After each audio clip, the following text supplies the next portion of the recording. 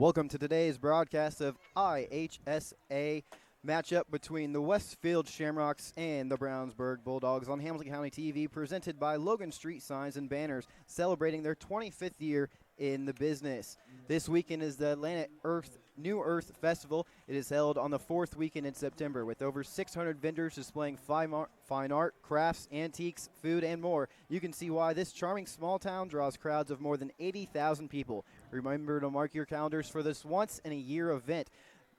Tomorrow, Saturday, time is between 9 and 6 p.m. On Sunday, times are between 9 and 5 p.m. Good Samaritan is also doing a food drive, and you can watch the coverage all day on Hamilton County Television.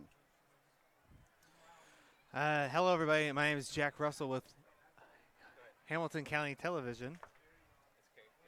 And what we're going to do is we're going to take a look at a couple key things for the day. Want to take a look at last week. Brownsburg won 41-13 and lost.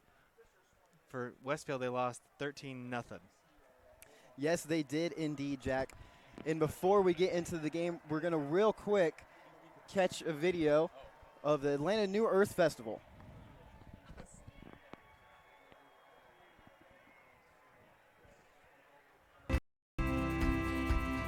What began in 1974 as a celebration of the revival of the downtown Atlanta business district has grown into Hamilton County's premier festival. The downtown district has changed over the years and businesses have come and gone, but the Atlanta New Earth Festival continues to grow and attract tens of thousands of visitors each year to this small town. Population 735. Over 600 vendors offer handmade arts, crafts, antiques, collectibles, amusements, and more. Culinary delights from traditional favorites to ethnic fare from across the globe will tempt your taste buds. Take a break and enjoy free quality entertainment ranging from country, pop, bluegrass, rock, and Sunday morning praise and worship. Capture the attention of over 80,000 consumers by becoming a sponsor of this popular event. We have several sponsorship levels available and are even able to customize your sponsorship to meet your marketing needs. For more information, go to atlantaindiana.com, email deputyct@iendeavor.com, or call 765-292-2626. Hi, folks. Once again, welcome to this matchup tonight where the Westfield Shamrocks are hosting the Brownsburg Bulldogs for their homecoming for the year. I'm Victor McCarty alongside my partner in crime, Jack Russell. So, Jack, we started to mention last week Westfield put up a big old goose egg against the HSE Royals in their homecoming. And we know whether it be any team, they could have the worst record in the state, in the league, wherever the sort. When it's your homecoming or senior night or wherever the sort, they will come to play. Absolutely, and that's what we saw last week with Hamilton Southeastern taking control of the game on homecoming night. But one of the things really to take a look at for Westfield is throughout the season, we took a look at the numbers here from last week versus the previous 4 weeks before last week's game. And they averaged about 150 yards passing and even more than that, about 180 yards rushing last week against Hamilton Southeastern. 81 yards passing and 78 yards rushing. The 78 yards on 26 attempts. So what we're going to have to see here, and of course with the injury issue to Freilich, what now is going to have to happen is with Henson and Lickfield, we're going to have to see that because the second leading rusher, now the first leading rusher for the Westfield Shamrocks, is Cameron Nance, the quarterback. Absolutely. I mean, we know that Cameron Nance is a trick of all trades, but you cannot really rely on your quarterback to do it all in one game. You really have to spread the ball throughout the field. And we look at the opposite end now. The Brownsburg Bulldogs, they're coming in here pretty hot after last week coming off a win against Fishers 41-13.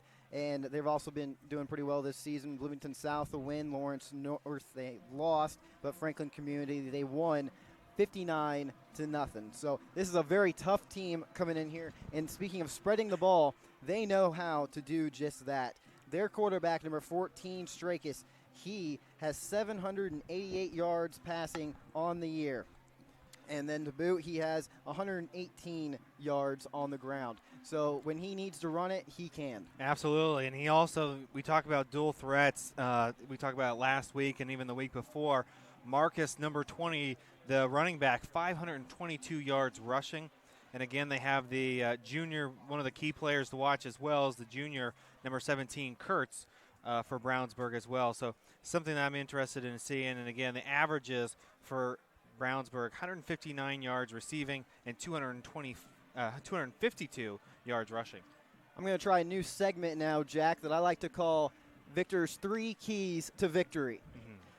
Last week, we saw Westfield. They just could not put any points on the board, and their defense, they allowed 13 to allow the Royals to escape.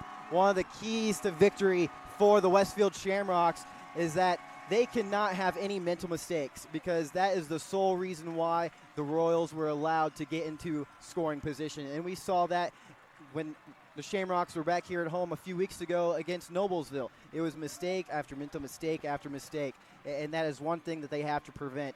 Secondly, then, for the Brownsburg Bulldogs, key to victory for them is rushing it up the middle. That is one thing that the Rocks have not been able to stop this year, and we see with that 522 rushing yards for Marcus, he is pretty much unstoppable depending on weather conditions, and it's looking like, although a bit humid, beautiful weather for this homecoming night. And then a key to victory for both teams is just don't get too confident. Cannot get settled into your ways and think, oh, I can just rush the ball one way, rush the ball the other way. You have to be able to maneuver the ball all around the field so that way you keep the defense off guard. Absolutely. And one of the things we saw last week for the Shamrocks, especially running the option formation, is they've got to put themselves in situations where it's third and short. Third and long last week was really what got them. And again, we saw that 3rd and 10, 3rd and 20, 3rd and 8. And that doesn't really work for them in an option formation. So any way that we can give them Westfield the opportunity to get in those 3rd and 4, 3rd and 3 situations, that's their bread and butter. So it'll be interesting to see how they can do that today. Again, not having Freilich, but if Henson and Lickfield can show up and they can run the option and get into 3rd and short, we're going to have ourselves a ball game. Absolutely. We look on the field. The Bulldogs won the coin toss, and the Shamrocks will be starting it off on their homecoming night. We'll see if they'll be able to get anything started, because as we saw last week, momentum is everything. And so if the Rocks or the Bulldogs do not put any points on the board, with the Bulldogs having the ball in the second half to start, that could be a huge swing. And I think mental preparation last week, your leader on your team, Freilich, getting out, that really throws off, your game plan. And I think with a week for the Westfield Shamrocks to have to utilize without using him in the offense, I think you'll see a big difference today in how they run their offense. Absolutely.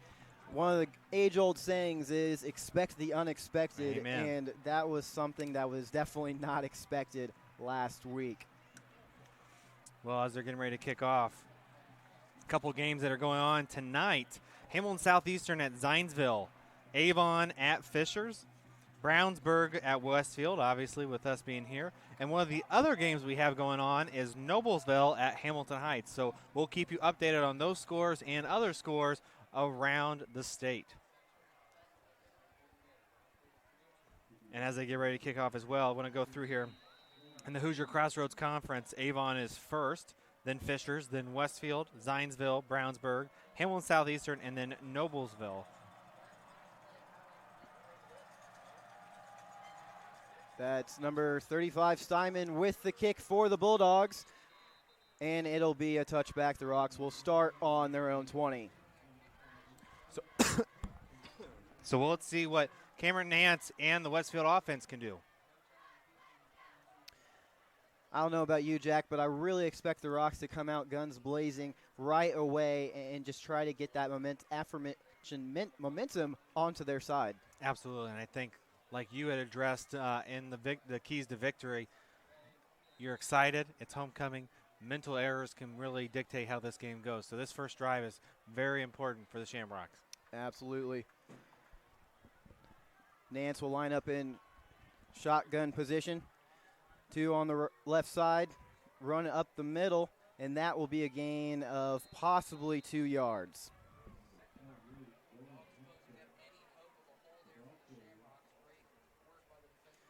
That's great work by the defensive line holding their ground for the Bulldogs. Once again, Rocks in shotgun formation, 2 on the left side. Another run up the middle, and that will be a first down for the Rocks. Great job by the Shamrocks to move the chains, and just like we talked about, rushing is going to be key, and if they can get started early, that's going to help the Shamrocks avoid becoming one-dimensional and, again, putting themselves in third and short position. That was number 19 on the tackle for the Bulldogs. Once again, Nance in shotgun position. 2 on left side. This opts to throw and overshoots his receiver. That was number 32 on the play.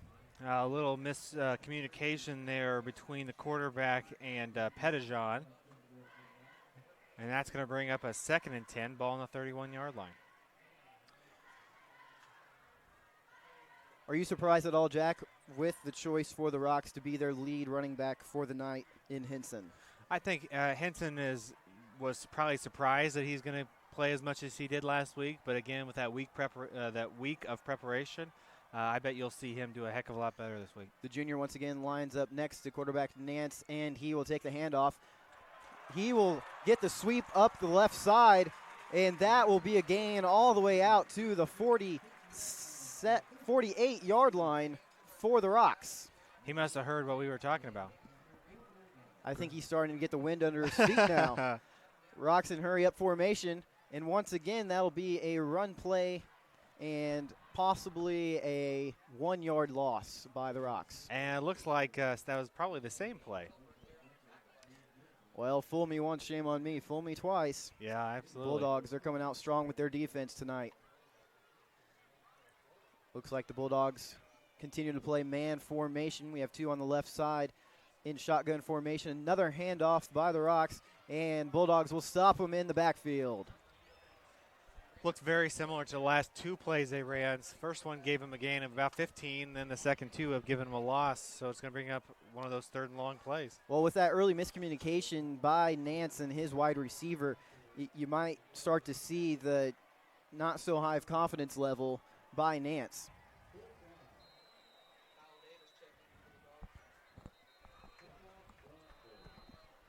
It's going to be a timeout on Brownsburg. Early timeout for Bulldogs. Head coach is John Hart. Again, they are 3-2 on the season. So here in the Crossroads Conference, anything can happen with the Rocks getting their first loss last week. This timeout is brought to you by Logan Street Signs and Banners, celebrating 25 years. Logan Street Signs and Banners specialize in last-minute signage and banners. Serving Noblesville and Hamilton County since 1992. You can contact them at 317-773-7200 and visit their new website at www.loganstreetsigns.com. Also, follow them on Instagram, Facebook, and Twitter. So they come out here with 3rd and 13. Be interesting how they have a play call here, and what they call. And it's a hot one today. It is. It is quite humid up here in the booth. Rocks will start with Nance in shotgun formation. 3 wide right. Man in motion, number 32. Nance goes for the long pass. Overshoots his intended wide receiver. That was number 85 on the play. Yeah, a little miscommunication between Nance and Meyer. But, again, those 3rd and long positions really make you have to gun the ball deep. And when you are a running team, that's always difficult. Meyer thinking it was going to be a short stop and go, but instead it was a long pass. And now we have a relatively short punt by number 2, Junior Bales, for the Rocks. And the Brownsburg Bulldogs will start their field position at their own 34-yard line. Interesting to see what this defense will respond with. I thought they did a pretty good job last week from a defensive side. Obviously, 13 points up is a pretty good day, but we'll have to see how they do with a quarterback who can both be a solid runner but also throw the ball deep. It was quite the chess match last week indeed. And now we see the Bulldogs lining up for their first play of the game. I tell you what, Strakis coming out there just looking like the sole leader of the team. 2 men in motion for the Bulldogs, getting some extra linemen on the field, and that'll be a handoff. Rocks will trip him up short, about a 3-yard gain for the Bulldogs.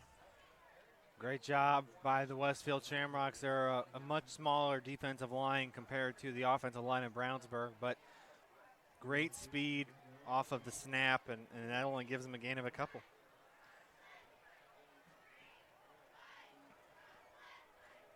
Once again, we have Strakis lining up in shotgun formation in the backfield. Man in motion, heading wide right. Quick pass. He gets out to about the 43-yard line. And that looks like it's going to be a first down, or at least pretty close. No, they're going to make him a yard short. So far I see, Jack, the Bulldogs, they're really playing the safe game right now. They're testing the waters. What can they get away with? They had a short run, then a short pass, a sweep on the right side. So we'll see what they come out with now. 3rd and 1, my guess is they'll be fairly conservative, but you always got to make sure you don't get beat deep. Line up in I formation, 3 wide right. And it'll be a run. And he gets out to the 50, 55. And number 24, the Bulldogs, makes it out to the Rocks' 42-yard line. That was a great blocking job by the offensive line for the Bulldogs. Yeah, great job by the Bulldogs. But, again, you got to make sure that you don't get beat deep, so they were ready for everything on that play. Sometimes you just have to pick your poison. Absolutely. Bulldogs now line up with 4 in the backfield, including the quarterback. Now we have men in motion. 2 wide left, 1 on the right. And that'll be a short shuffle pass to the left side, and Bulldogs will get out to the Rocks' 27-yard line. And they are moving the ball quickly down the field. 29-yard line. You're exactly right, Jack. They are getting momentum now. I'm actually quite enjoying their signage on the Bulldog sideline. They have some IU signs, some Tennessee Vol signs. They know how to do their play calling. Yeah, absolutely. We have 3 on the right side. Quarterback back for pass. He scrambles out to the right side, and and the pass is complete. Almost swatted down. Bulldogs make it out to the Rocks' 3-yard line. That was a great pass by Strakis, being able to maneuver out of the pocket and see his man downfield. And that's going to bring up a 1st and goal for the Bulldogs. We watch the replay here. Strakis maneuvering out of the backfield, and he gets it all the way down to the 2-yard line. Man on his knees. Now the Bulldogs in motion, and the Rocks will come up with the stop. Maybe actually a 1-yard loss on the play.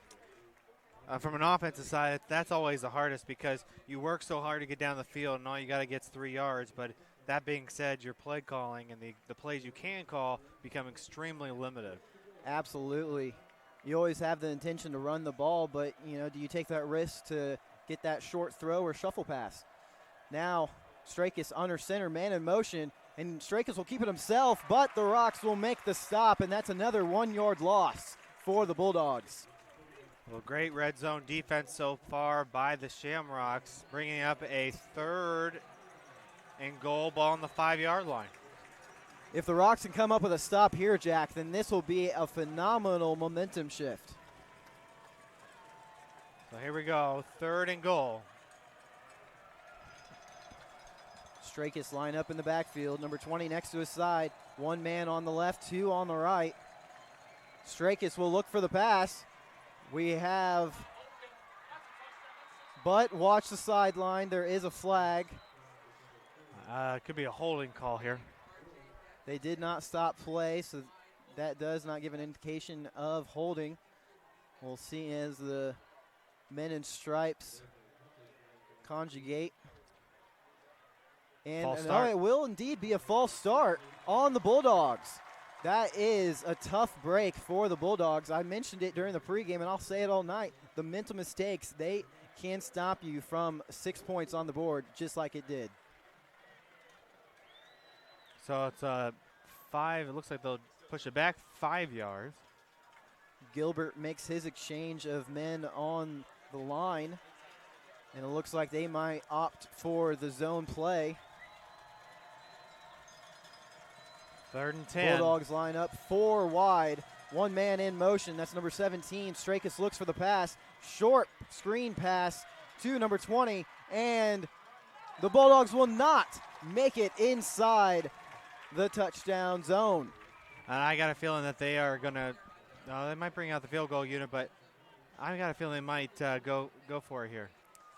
Always watch for the trick plays, but early indication shows for the Bulldogs opting for the 3 points. Once again, we have perfect weather here tonight. No wind being a factor. We did have a 10-minute delay due to, oh no, the Bulldogs will line up for the quarterback keeper, but not gonna get it. They will not get it. Oh, they're going to push him. No. Touchdown. They pushed him. That was an early call by us. Touchdown. That's the difference from them being down the sidelines and us being up here, Jack. A great job by the Bulldogs to keep pushing them in. That was that extra push by Strakis, who would not quit. I mean, he was easily 3-4 yards away from getting inside the end zone, but he kept those feet shuffling and was able to help. The offensive line was able to help him maneuver out to the left side and just squeak it in there for the 6. The Bulldogs line up for now the extra kick. Almost blocked. Oh, no good. But the field goal decides to do the job for the Rocks instead. That will be a There's a flag on the play. flag on the field, but look for the indication by the refs.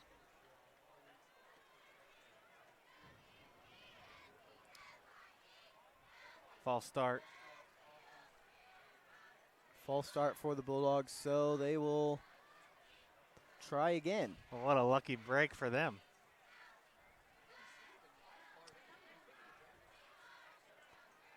With a false start call and a missed field goal, that's pretty good. But that gives them a second chance here to put a extra point up on the board.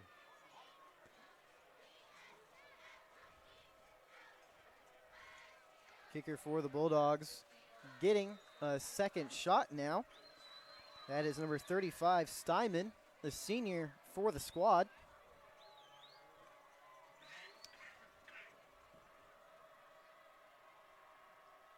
And the kick is almost once again blocked, but this time it's right through the uprights.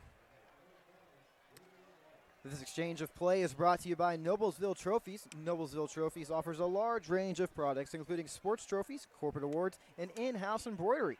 Noblesville Trophies provides you with same-day service for those last-minute decisions. Contact them at 317-773-7391 or check them out online at www.noblesvilletrophies.com. Also, follow them on Facebook and Twitter.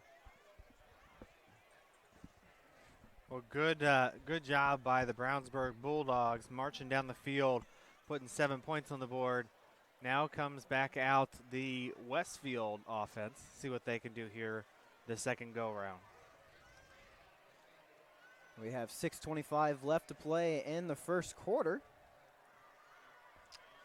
And as of now, Bulldogs were able to cancel out one of their early false starts with a second false start that somehow ended up being in their favor. So when it comes to special teams, you just never know what can happen.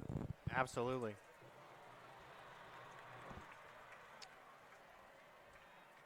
Refs advising the Rock sideline to move back. As we mentioned, Jack, it's Westfield's homecoming night, so you know the atmosphere in the air just can always get a little bit too angsty and exciting. Bulldogs line up for the kick, and that's another line drive out to the end zone. It'll be another touchback for the Shamrocks, starting at their own 20-yard line. Second drive here now for the Westfield Shamrocks. Cameron Nance and company. For you, Jack, what stood out the most for the Rocks' first drive? I think what's going to happen is it's interesting to see how Henson and Lickfield, the running backs, how they can get the ball moving. Because, again, the key for the Shamrocks is to avoid 3rd and longs. If they can avoid 3rd and longs, they've got an opportunity to march the ball down the field. Absolutely. With Freilich out, they don't have a big enough shovel to dig him out of the hole this time. Man in motion for the Rocks, and it'll be the man in motion that keeps the ball. That's number 52. He makes it out to the Rocks' 22-yard line. Great job by the wide receiver, Caleb Pettijohn. Gain of a couple. It's going to be 2nd down.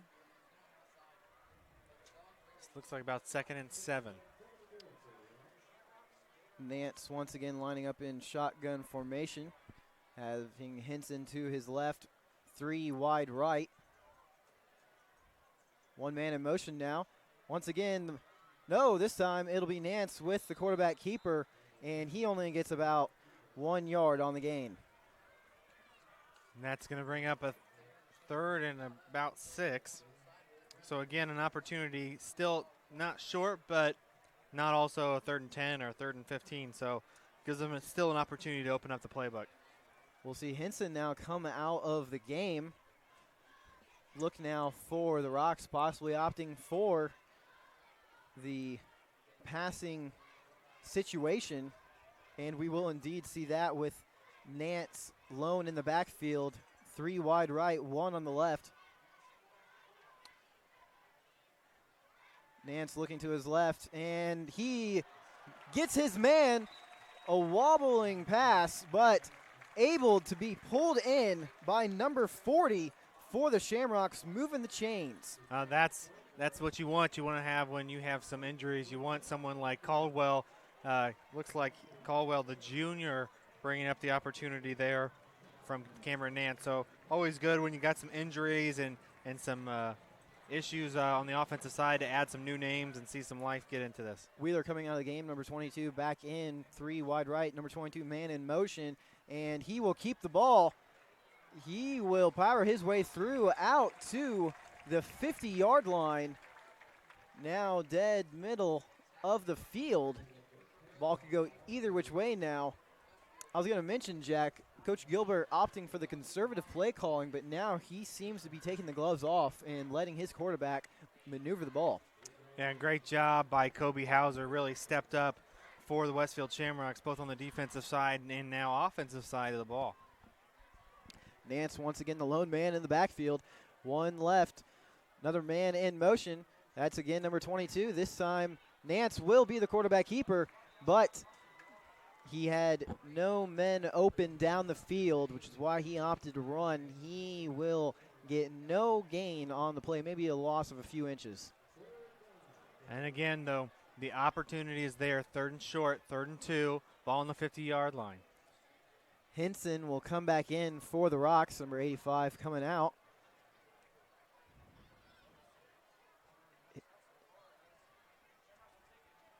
Henson lining up behind quarterback Nance, and it's an offsides call. Looking like Cameron Nance looking like Mr. Aaron Rodgers down on the field, being able to get the defense offsides. And that's something you work on, especially 3rd and short. That's something you work on as an offense, is working on your play calling and working and seeing if you can, really they run that play. That was the play that they were going to run, was try to see if they can get them to jump off sides. Absolutely. 2 men wide right. Nance with Henson in the backfield. Nance will opt to keep it, but he has no room to grow. White jerseys just collapse the pocket.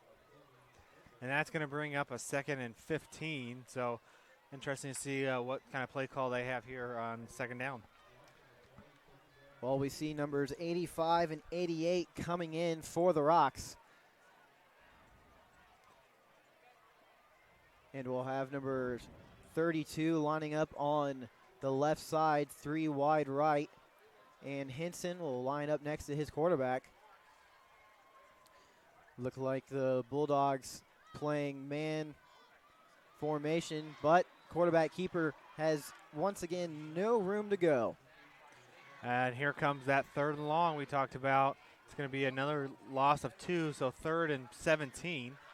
Just like that, Jack, you start to feel the momentum swifting to the Rock side, but instead the Bulldogs really lock down at midfield and not allow any more yard gain.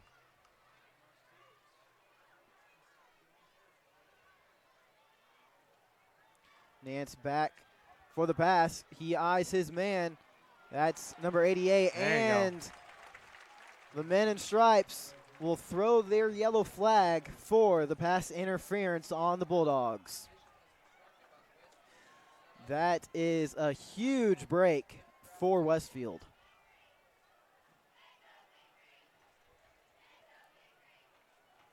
And it looks like they're waving the flag off, so no penalty on the play. And that's going to bring up 4th and 17. Well, you just never know what more than one referee sees, Jack. That's why they want to make the call right in conference down on the field. And the Shamrocks will now bring out their punting team. They lost from getting down to the 50-yard line. They lost 2 in that possession. Starting out from the their own 48 now. Back for the punt, and that's a line drive and wave for the fair catch. Great job by the punter. Get him pinned it down into about the 10-yard line. Bulldogs will start from their own 13-yard line. This timeout brought to you by the Westfield Chamber, Jack. Yeah, the Westfield Chamber of Commerce, 36 years supporting Westfield businesses here in the Westfield community. One of the things I want to mention is next Friday, the 29th, is the Lantern Awards, which is our community event of the year. We highlight the Westfield Chamber highlights, the Citizen of the Year, New Business, Business of the Year, Volunteer of the Year, and now an Emerging Leaders Award. So Westfield Chamber of Commerce sponsor today. That's awesome. I was at the Westfield Chamber luncheon yesterday, Jack, and Danielle Easterhouse with the win for Volunteer of the Year. A great person for our community. Bulldogs running up the center, will not stop, and he will make it out to the 22-yard line. Getting on first down anytime you can get about 8 yards on the play, 8 or 9 yards, gives you an opportunity and moves the change. That was number 20, Marcus, for the run. Where are the Bulldogs? Now the Bulldogs will line up with 2 on the left, 1 wide right. And again, Marcus will keep it, and he will get the first down. That's all you need to get to be able to move the chains and give you another 4 sets of downs to get the ball moving. If I could compare the 2 play styles of the 2 teams so far tonight, Jack, I would have to say that the Rocks, they're kind of looking like the hare, and the Bulldogs looking like the tortoise, but yet the tortoise is the one that's getting more positive plays. Absolutely. Bulldogs look to their right, and pass will be incomplete. Pass intended for number 17 for the Bulldogs, Junior Kurtz. Great job by Tackett from the Shamrock side to put pressure on the wide receiver. You could tell he felt the pressure, and that was part of the drop. Bulldogs now will line up 2 wide left, 4 in the backfield with the quarterback. But as we saw before, changing of the play now, 1 wide right, 2 still wide left. And it'll be a quarterback keep looking for the pass, and he has his man. Bulldogs with the conversion. That is number 87 for Brownsburg with the conversion. Senior Nuttall. Great job by number 14, Strakis. Here's take a look at the replay here. Looks for an option, finds it right down the middle of the field. Couldn't have put it any better for his wide receiver, and that gets him all the way down to the 30-yard line. That was a wonderful job by Strakis, airing out the ball. A wonderful overarching rainbow. And now Brownsburg will once again change up the play on the line. Two wide right. And it'll be the running back with the play. And he maneuvers his way out to just short of another first down. He'll make it out to the Rocks' 23-yard line. Well, great job so far by Brownsburg, but this will probably wrap up the first quarter of homecoming night for the Shamrocks. And that's what they're going to do.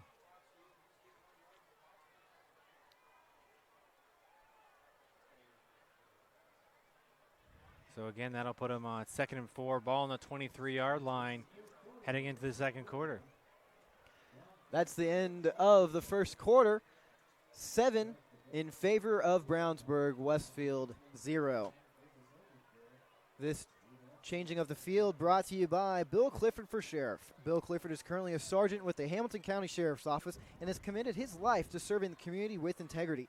As a resident of Westfield with his wife Cheryl and 3 kids, family safety is Clifford's top priority and understands the Sheriff's Office must be proactive against new threats in order to best protect you. For more information, follow the campaign on Facebook at Clifford for Sheriff, and remember to vote Bill Clifford for Hamilton County Sheriff on May 8th, 2018. We spoke of the New Earth Atlanta Festival occurring this weekend. Bill Clifford is actually sponsoring the Kids Zone. That's always great to see candidates being able to give back to their community. But the Atlanta, Indiana New Earth Festival is looking like a fantastic event for not just Atlanta, the very small town of Atlanta, but Hamilton County as a whole. I would think that I think they get about 80,000 visitors over the weekend. Absolutely. For a community that small, that's almost like Penn State. They live there, Penn State University. On Friday, they have a small population in town, and then on Saturday, the population times by, I think, 10. Yeah. So it becomes like the 3rd largest in Pennsylvania. And I got to be honest, Jack, I've grown up in Hamilton County all my life here in Westfield, and I never even knew Atlanta existed until I graduated high school. We'll introduce you to the northern part of the Hey, town. it'll be exciting, just like this game is here tonight. And the Rocks this time will come up with the stop. Brownsburg will be just short of the first down. Looks like no gain on the play. They'll be 3 yards short of the first. Well, it's a big opportunity right now for the Shamrocks to make sure that we get so that they can understand and make sure that we can get at least see if they can get a stop here.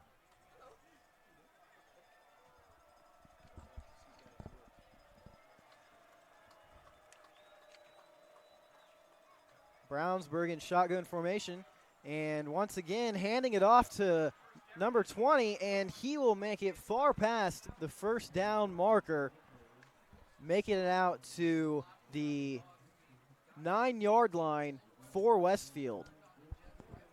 Great job again by this offensive line for Brownsburg, opening up a hole and finding an opportunity on the far side, bringing them up a 1st and 9, 1st and goal, ball on the 9-yard line.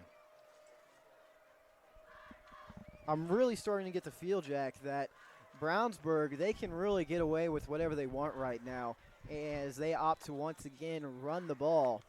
And that'll be a gain of 1 yard on the play. And Brownsburg does a great job of giving them the ability to become two-dimensional. Again, we talk about that in a couple games, avoiding becoming one-dimensional, whether that's a run or pass. But when you have somebody like this quarterback who can obviously air it out 30 or 40 yards, become dual threat, and that's a big part of this game. Absolutely. A very tough job by the defense. And this time it'll be the Bulldogs that catches the Rocks offside with encroachment. And that's going to put them up pretty close and a first down. Well, there haven't been too many mental mistakes so far yet tonight, but when there have been, they have been huge for both teams. And actually, it's going to be 2nd and 4, ball on the 4-yard line. Nance will look to the sideline, possible change up of the play. Still in shotgun formation, 2 on the left, 1 on the right. And he'll hand it off and be stopped just short of the end zone. Be about 1 yard shy now of their second possible touchdown on the night. Under 11 to play now, ball on the 1 yard line. The Bulldogs really just playing steady as they go. And Nance will line up under center, but it'll be a keeper. But no wide receiver is open. The Rocks doing a great job of shutting down all options that was open for Strakis. And that's going to bring up 4th and 1, but again, definitely going to go for it on 4th down here. Well, we saw last week, Jack, when Coach Gilbert opted to go for it where he was about 5 yards away from the end zone, and the Rocks were not able to convert, and that ended up being the game held scoreless for the Rocks. So this can be a real big play for both squads right now. Once again, Strakis under center, but he tosses it out, and the touchdown by the Bulldogs, their second of the night.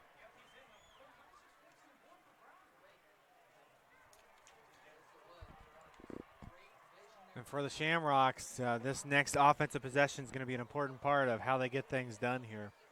With 10:32 left to play in the second. That was a great, sweet play by the Bulldogs for their second score of the night as they line up for the extra kick. Missed their first one of the night, but then got a second chance and were able to make it. That will be another false start by the Bulldogs. Well, last time it gave him a point, so I know. Maybe nothing wrong with that. Maybe the kicker prefers it to be farther away.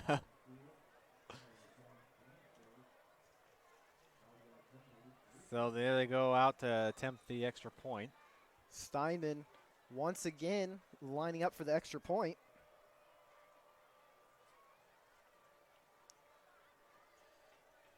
Kick is off, and the kick is good. That's 14 for the Bulldogs.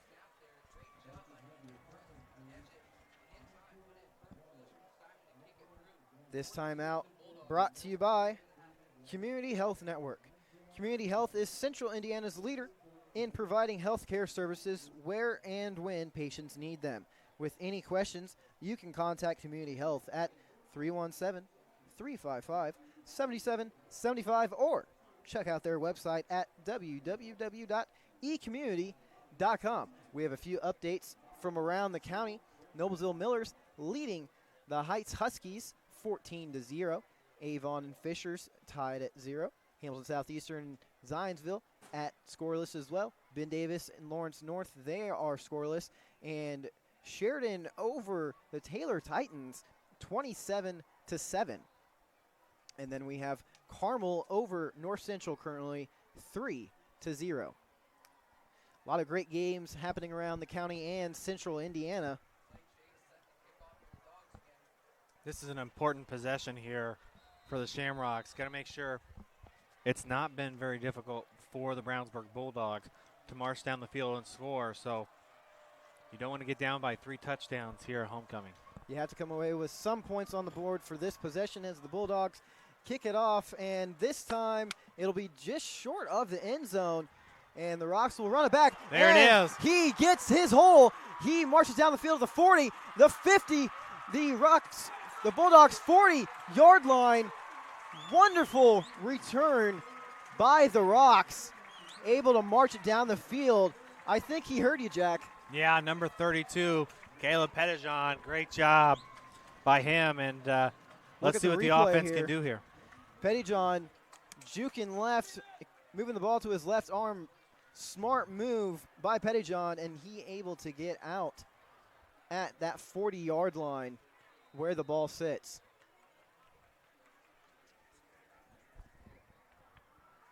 Rocks now seemingly with momentum on their side. See if they're able to come away with at least 3 points on the board to come up against the Bulldogs 14. Rocks with 3 wide right, and that's where Nance will look to throw, and he will just overshoot his receiver. Pass intended for number 85, Meyer on the play. But again, got to capitalize on opportunities now. got a great kick return, so they got to see what they can do here. Absolutely. Same formation by the Rocks, 3 wide right, 1 left. Running back in the backfield, and Nance will keep it, but the quick throw is no good. Nance is able to get the ball off just in time, but in the last play we saw the ball just go over the head, and this time just a little bit too much oomph in the throw. Well, that's going to bring up a 3rd and 10 here. And just like that, Jack, Rocks having fantastic momentum now could just be held short by this Brownsburg defense that has been phenomenal all night. And a lot of it right now is the passing game. If they can get a completion or two here, create the momentum, they've got something Watch going. for the blitz by the Bulldogs, and they will come all hold bards, and the Rocks will gain about 5 on the play, but that'll be now another 4th down for the Rocks. Let's see what Coach Gilbert opts to do, and early indication is he's keeping his offense on the field. Great idea. Down by 2 touchdowns. About 10 minutes left in the second. I think it's a great idea for them. Same formation by the Rocks. Shotgun formation, 3 wide right. You can see Nance trying to get the defense off sides again. Henson in the backfield. Excuse me, not Henson. That's number 36. And he will get the ball, but he will be short 1 yard away from that 1st down. That was number 36, Lickfield, with the carry.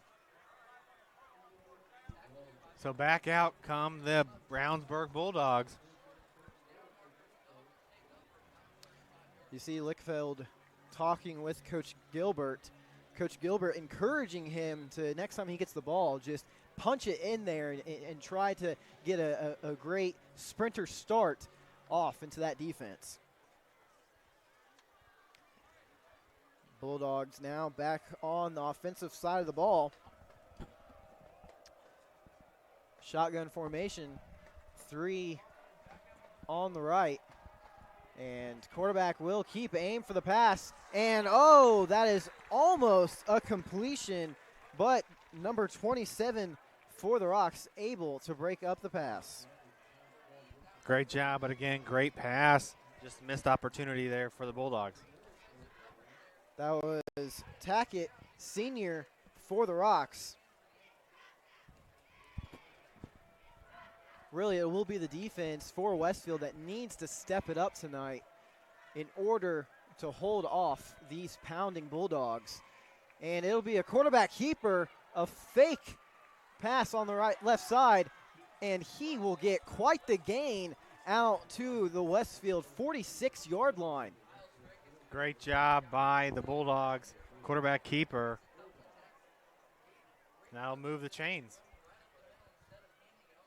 We've mentioned it throughout the night, Jack, as we watch this replay. Strakis able to do it all out on the field. Just a phenomenal gain up the middle. As we go back to action on that play, that was number 20 for the Bulldogs with the run. Marcus, the sophomore for the Bulldogs, doing a great job. Bulldogs now look back to aim on the attack. Shotgun formation, 2 on the left, 2 on the right. With the snap, it'll be a pass, and Strakis hits his man. Great pass and catch there. Going to move the chains once again. As you mentioned, Jack, moving the chains. Bulldogs able to, and this seems to be what they've been able to do all night, just get that extra 1, 2, 3 yards past the first down marker. They're not trying to be overzealous, just trying to get what they can get, and that's been very successful. Absolutely. And they're mixing up the play call. That definitely helps as well. Another thing we've seen throughout the night, moving back to the same formation, and Strakis will line up for the pass, and that'll be a screen, but Rocks able to bring him down. Ball now at the 31-yard line. That was number 17 for the Bulldogs, Kurtz, with the catch. And that's going to bring up a 2nd and 8, ball on the 32-yard line. About 8 minutes left to play in the second.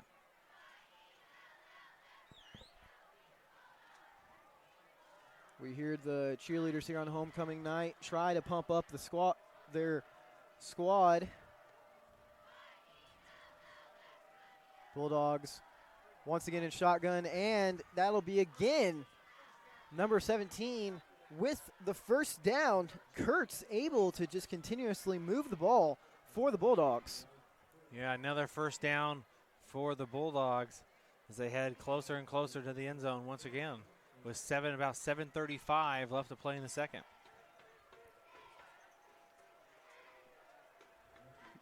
Bulldogs now once again with 4 in the backfield, men in motion. 2 wide left, 1 on the right, and that'll be Strakis with the handoff, and that'll be a gain out to Westfield's 15-yard line. Great job so far by the Brownsburg Bulldogs of mixing up the offensive plays. Just when you think that they've become consistent on the run, or all of a sudden they'll hit you deep. So always be ready, especially play action here on 2nd and 4. All the weapons they have on the offense, I mean, it has just been a great job by the squad so far tonight. Men in motion for the Bulldogs. It's number 20 out to the far left.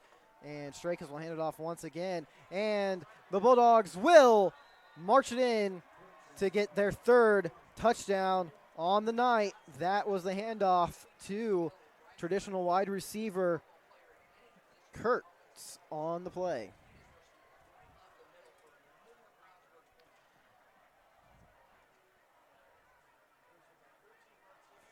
Just like that, Jack, this game looks to be 21-0 in favor of the Bulldogs. As we see the snap, no false start this time. And the kick is no good, so maybe they do need to have a false start to move that ball back. Absolutely. But again, they put themselves in a hole here, but if they can get the offense moving again, all it is one opportunity that can change the momentum of this game. So interested to see what this offense can do going into 6:30 left to play in the second. This timeout brought to you by Smith's Jewelers. Smith's Jewelers has been serving Hamilton County, including Noblesville, Fishers, Westfield, and Carmel for over 65 years. Many jewelry stores have come and gone, yet Smith's remains. If one were to ask how and why, this answer would be our outstanding jewelry selection and customer service. The knowledgeable staff at Smith's Jewelers is eager to give our customers a memorable and positive experience. You can contact them at 317-773-3383 or visit them online at www.smithsonthesquare.com. Well, you'd think, Jack, with the sun setting, that the temperature would go down as it has in past Friday nights, but it has not indeed. It's really feeling like a sauna up here in the booth. Absolutely, and you didn't even have to pay extra to be in the sauna up here. I know. It's a luxury here at Westfield's Riverview Health Stadium. Bulldogs with the kick, and this time the ball will indeed be a touchback for the Westfield to start on their 20-yard line. So good opportunity here for the Shamrocks to see if they can put some points on the board. Last time around, a couple missed passes, and that's what they had to do. But being on the 20-yard line, see what they can do here with 6:33 left to play in the second. Some quick score updates. Carmel still over North Central in the second, 3-0. Lawrence Central now down to Center Grove, 10-7. And Ben Davis over Lawrence North, 34-0. That is a phenomenal game here in Central Indiana. Rocks with the quarterback keeper. Nance will be brought down, though, for the only 1-yard gain. I want to talk briefly, real quick, actually, Jack, of the Ben Davis and Warren game Warren Central game that happened last weekend. That Friday night, I mean, those two teams are just have a great rivalry throughout the years. I mean, it can get really heated. But I saw a video after the game of their coaches just really come together after them losing some players early in the month, and that was phenomenal to see the great sportsmanship. Absolutely. And growing up, I would go to Warren Central games with Kevin Wright being my uncle, being the head coach, and that's what you want in Central Indiana, that culture of, no matter who your rival is, you're all, playing the game you love. And I can tell you from a family standpoint that football is family, and that's what you always have to emphasize no matter where you're at and no matter what color jersey or what color helmet you wear. So absolutely. The sportsmanship does not stop off the field. Westfield now once again line up in shotgun formation. Nance looking to the sideline for the new play call. Rocks 2 wide left, 2 on the right.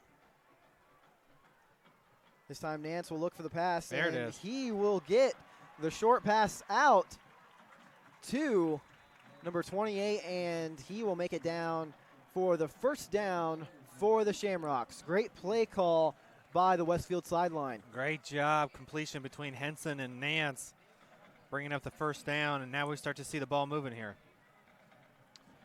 Rocks starting to march as they go 4 wide. And it'll be a complete pass up the middle. Looking like the pass might have been a stream down the sidelines, but great job having the cut inside the center. Rocks now with the quick first down, and they once again get on that marker for the handoff to Henson, but he will make it out to the 5-yard line. Or excuse me, he'll be a gain of 6. Gain of 6. It'll bring up 2nd and 4. Ball on the 44-yard line. Again, clock approaching 5 minutes left to play in the second. Rocks really feeling the fire under their shoes as once again they hand it off to Henson. That'll be a gain of 2 yards. Good opportunity and good, 3rd and short coming up. Good opportunity for them. And again, the playbook opens up here on 3rd and short. Rocks continue to remain in the same formation where they really have any option on the field. They could do streaks down the sidelines, cut it in the center, short, stop and go. Shotgun formation. Nance looking for the pass, and he will complete to number 85 once again with the reception. Great job, Nance to Meyer, and that's going to bring up the first down. They've been looking at that play a couple times with a couple different receivers, but great job. And now you're bringing out Wheeler along with Meyer, Pettijon, and Pepio. So got a good wide receiver core here. 3 wide right, 1 on the left side. And Nance will keep it himself. He will get a 4-yard gain on the play. Under 4 to play in the second. It's been a great job by Nance. We saw that spin move on the play to just keep his team in the game and continuously move the ball, get them set up on the first down marker or on the play. This is important to get some points before halftime because keep in mind Brownsburg will receive the football going into the third quarter. Absolutely. We mentioned that at the beginning of the game. Be wide right 3, and it is a muffled exchange between the center and Nance. And that'll be now, as we say, a 3rd and miles to go. It's easily a 10K. Usually we say 5K. That's a 10K. 3rd and 27, that's a 10K. You got to bring it back.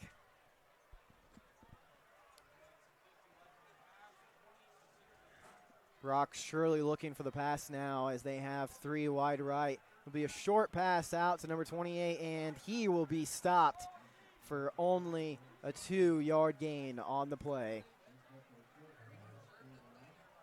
That was another tough break for the Shamrocks.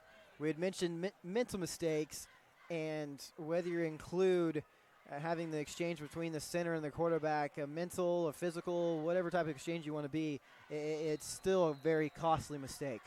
4th and 29, and there'll be a timeout on the play. My guess is Brownsburg to conserve some clock here. Brownsburg looking to go in for the kill before halftime.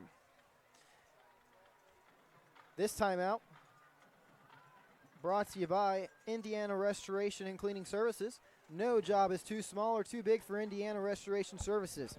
Whether you are a homeowner or a large business, experience a water, fire, or storm and mold remediation, or a homeowner that simply needs a good carpet cleaning, Indiana Restoration has you covered. You can contact them at 317-776-9942 or visit them online at www.indianarestoration.com. We see now the Shamrocks back for another punt.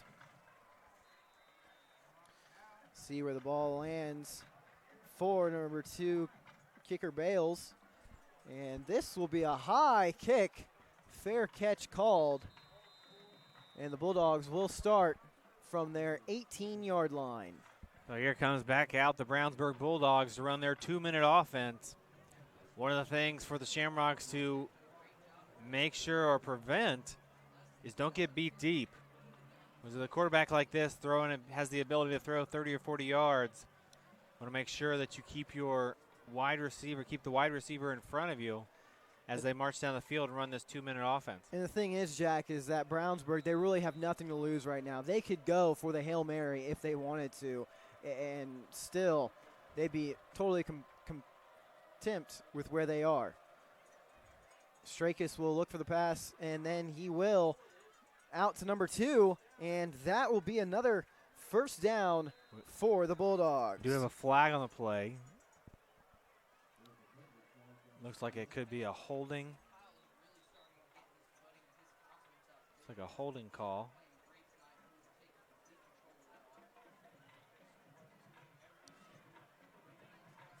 Oh. Sideline infraction. Sideline infraction on the Bulldogs. You don't see too many of those. But that's another mistake for the Bulldogs. Now, all of a sudden, Westfield could really come out of the gate strong on the defensive line and try to make something happen. See if they can find an opportunity here. Still 3 timeouts left for the Shamrocks.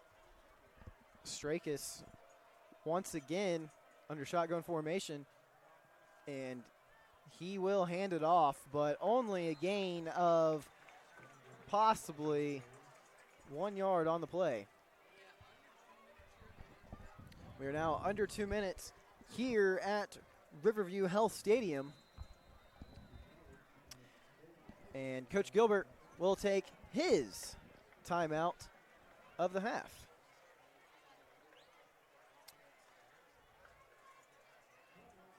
Before we head into the half, this timeout brought to you by the Westfield Chamber.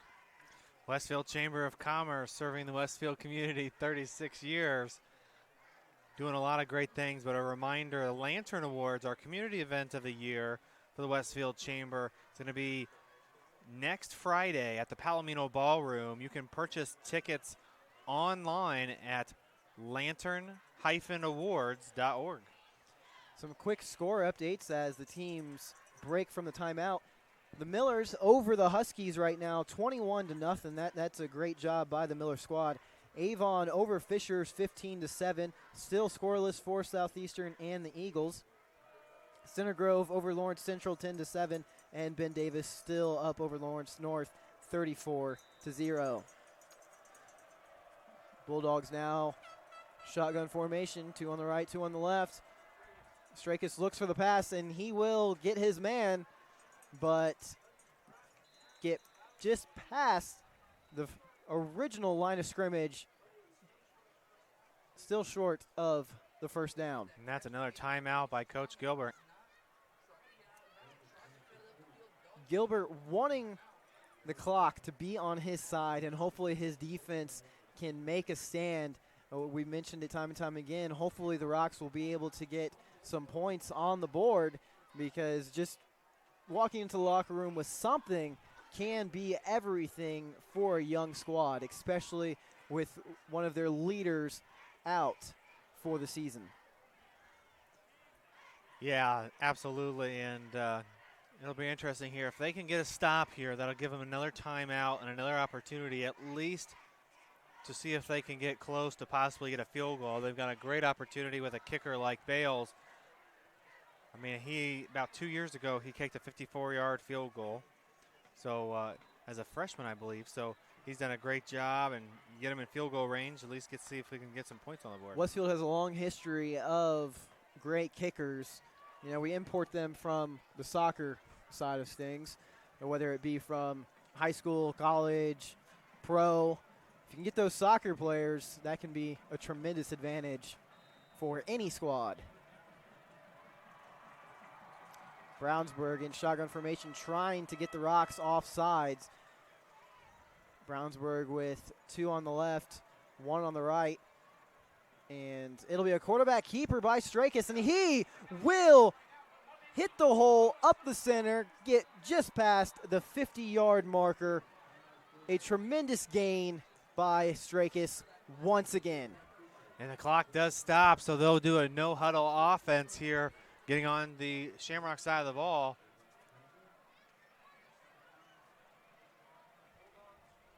Bulldogs looking for the pass. And Strakis, he did a great job of moving inside the pocket, making that step up to avoid the quick sack, but no white jerseys were in the area of where he threw the ball. It was good pressure by the Rocks. I like how the refs have just let the two teams play it out so far tonight. Strakis once again looks to the sideline for a different play call. Shotgun formation, 2 left, 2 right. Strakis looked for the pass and almost intercepted by number 41 of the Rocks. And with 1:10 on third down, what you're going to see them probably do is they're probably going to run it here so they can start to see if they can chew some clock.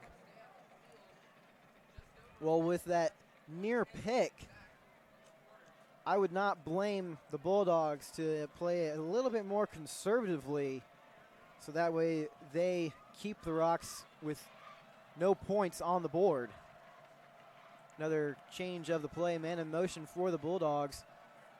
Strakis looks for the pass, steps up, and he will hit his man, opting not to play it safe. That's another completion to number 17, Kurtz. Great job by the Bulldogs, and that's going to keep them moving here. Another 1st and 10, under a minute to play in the second. Shotgun formation, 2 left, 2 right. Strakis looking for the throw, but opting to maneuver out of the pocket and get a 2-yard gain. And that's a timeout by the Brownsburg Bulldogs.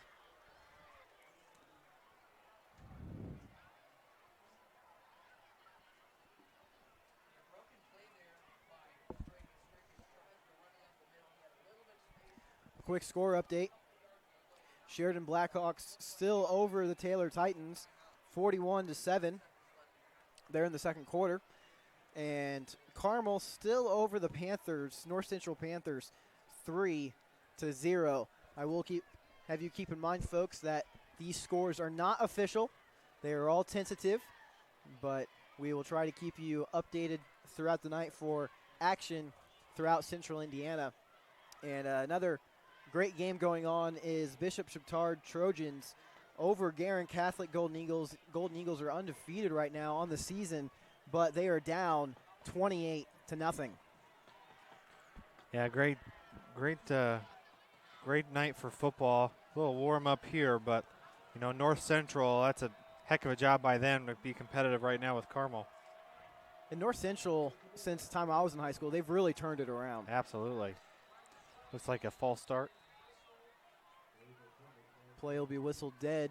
False start on the Bulldogs. And you saw that all rushers were coming for the Rocks. So you can see why the Bulldogs had the illegal shift. And the Bulldogs now will once again line up in shotgun formation. 1 right, 3 lined up left. Referee timeout taken. Reset the game clock. Well, I can tell you in live time that Noblesville is leading Hamilton Heights. You know how I know that? Because it's on Hamilton County Television. Oh, absolutely. We got 2 great games going on tonight for HCTV. You can catch either the Hamilton Heights Huskies or the Noblesville Millers on Facebook, as well as I would hope you'd be watching this game on Facebook as well. Having the Bulldogs versus Westfield on Westfield's homecoming night.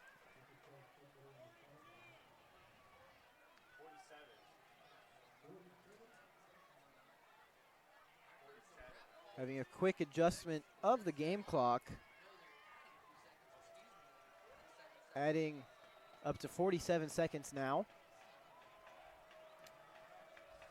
The Bulldogs in shotgun formation. 1 right, 3 left.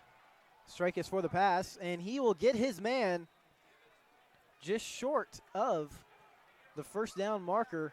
Be 3 yards short for the 3rd down. Hurry up for the Bulldogs. Well, they will spike the ball. Spike the ball, which will bring up 4th down. No, I don't think that's what they wanted to do. I think they were having some miscommunication on the sideline of what play exactly they wanted to call, because that is not something you see all the time when getting in hurry-up formation and opting to stop the clock, especially on 3rd down now, with it being 4th and 3. This would be a great stop by Westfield. And that's going to push it back a little further.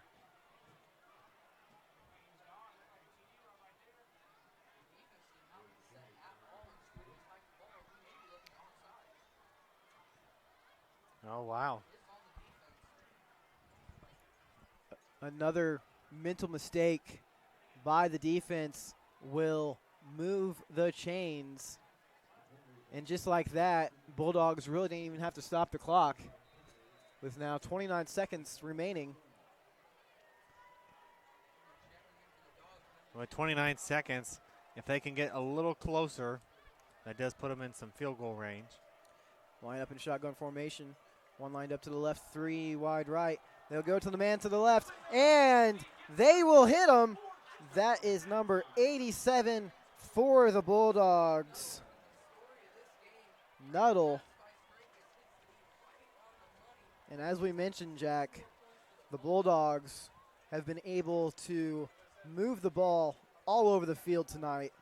Nuttall able to just get past his defender as the Rocks were playing man. A great job by Strakus. The perfect job on the sideline, found an opportunity, and that's going to put 26 on the board. I say 26 because another well, false here we start. go. Well, that kick was good. Well, they do better when they have a false start and they move back and they get their point. It's an unusual tactic. Yeah, but for sure. If it works, it works. Sometimes you just want to challenge yourself.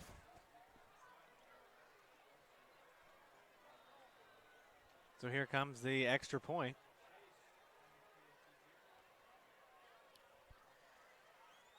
Once again, this is 38 on the kick. Or, excuse me, 35. And it's good.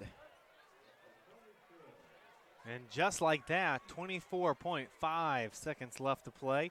In the second quarter, Bulldogs lead 27-0.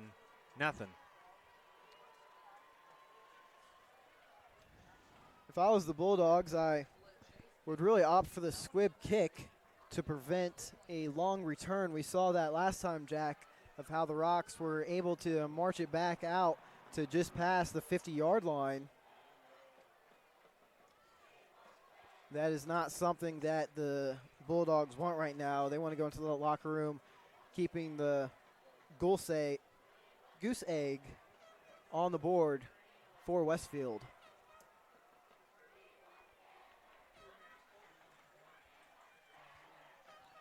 And it looks like that's something they're preparing for, too. My guess is they've done a great job so far this evening just knocking it into the end zone.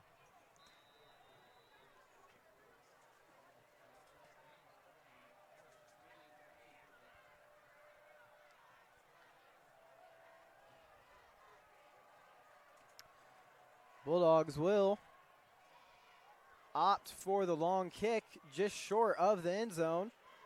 Rocks will run it out, and they will get it out to the 26-yard line.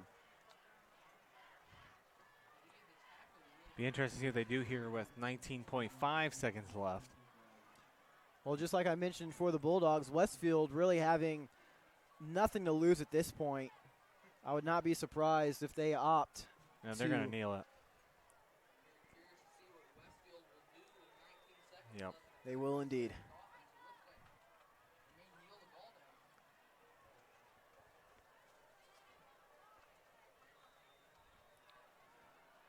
And that's going to be half.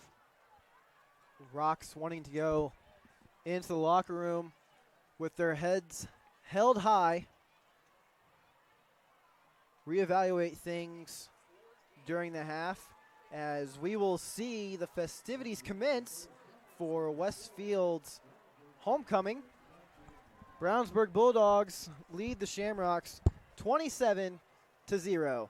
I'm Victor McCarty alongside Jack Russell for this Hamilton County TV production in partnership with the IHSAA.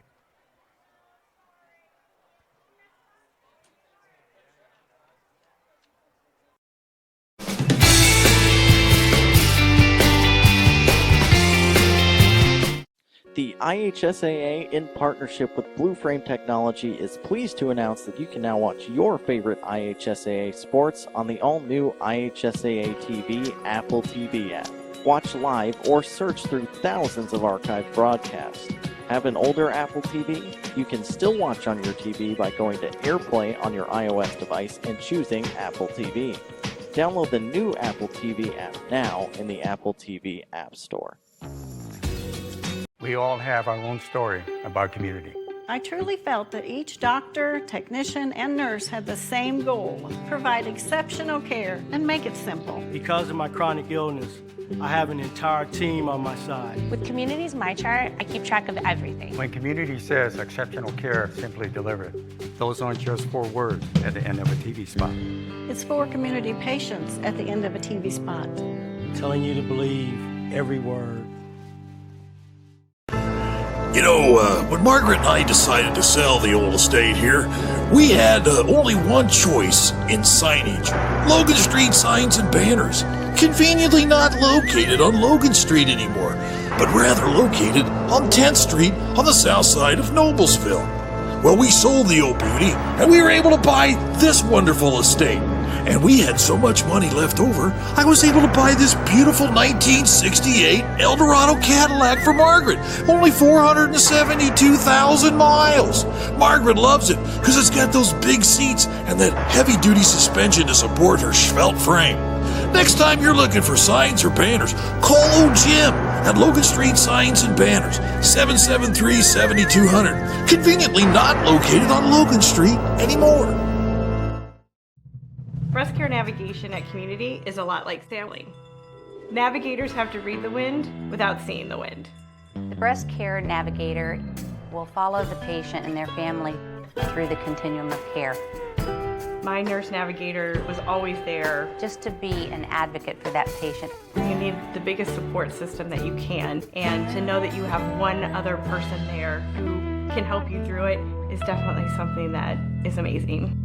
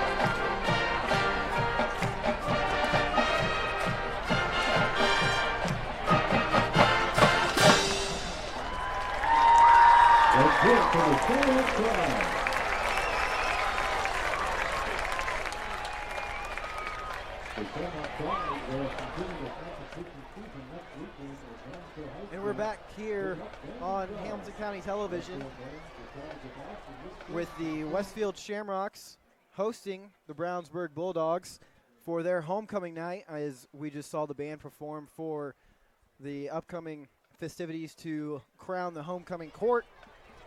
Again, I'm Victor McCarty, now joined alongside Dr. Sherry Gray, who is the superintendent of Westfield Schools. First off, Dr. Gray, how are you enjoying the night? And secondly, I mean, what can you speak just how phenomenal it is to have something like a homecoming event? Sure. Well, I'm just having an amazing night tonight. It's wonderful weather for a football game, and actually what a great night to kind of just wrap up an amazing homecoming week. The amount of spirit in the Westfield community is just incredible, and you really saw all of that come out, especially last night at the homecoming parade, but even more so throughout the week at the high school with all of the different activities that have been going on. I know there's just been, it's been a lot of fun for the students and a lot of fun for everyone else in the school district that's been engaged with all of this school spirit. Absolutely, whether it be homecoming, senior night, just whatever event a community school is having, I really feel that it's up to the community to get behind their school, just come out even just one night a year to really embrace and see what their schools are all about. Absolutely. So yesterday, the Westfield Chamber had their State of the Schools address, where you addressed the crowd full of business leaders, community leaders here within Westfield. And could you touch on just a few of the points that you hit on? Sure. What we wanted to be able to share in our State of the Schools address was kind of just wrapping up last year and some of the major objectives that we completed, three of which were renewing an operating referendum, developing a long-term plan for the enrollment, the growth of enrollment in the school district, and then finally updating our strategic plan. In addition to that, we really wanted to be able to share some schematic designs of some of the initial projects for the intermediate school, the middle school, and the high school, as well as some big concepts in the school district, all the way from communication to increased or enhanced programming for our students, and also operationally. Absolutely. Reading off some stats from last year's graduates, there were 463 Westfield High School graduates, and there was a total of $21.8 million offered and 7.1 accepted in scholarships. I mean, what does that say about the academic standard of Westfield?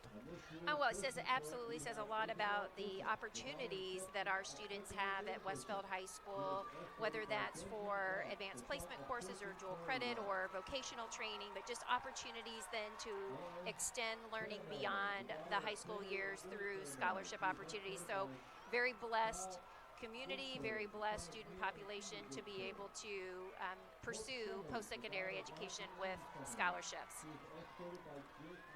Now, there's one thing in particular I wanted to get your opinion on, something that's been stressed. There was a community leadership meeting back in the spring, and you guys emphasized it yesterday at the State of the Schools, but it's your new philosophy with the SEL learning. Sure. So you're right. Absolutely. We spoke about the social emotional learning focus on our students or with our students and in our school community this year in particular. Last year, our counselors spent the entire year really exploring and developing a comprehensive counseling initiative that would guide us into the future for the work in the school district. And so that framework really was developed around social and emotional learning. And as we've updated our vision and mission for the school district, a very key or integral component of our mission is really focusing not only on the academic needs of our students, but on the social and emotional needs. And so what we're really hoping to do this year is expand upon how we can engage the community in being a part of wrapping our arms around each and every one of our children to ensure that they're successful in our schools and then in life beyond high school. Absolutely. One thing that I have noticed throughout this year in certain meetings that I have been in, there is a counselor at the middle school level who always likes to say that he found these old resumes from employers back in 1999 here in the Westfield community. And at the time, the school system had asked the Westfield employers, what do you look for in an employee? And he lists these traits, whether it be hardworking, responsible, get to work on time, those basic level learning skills as a human being we need to progress through society.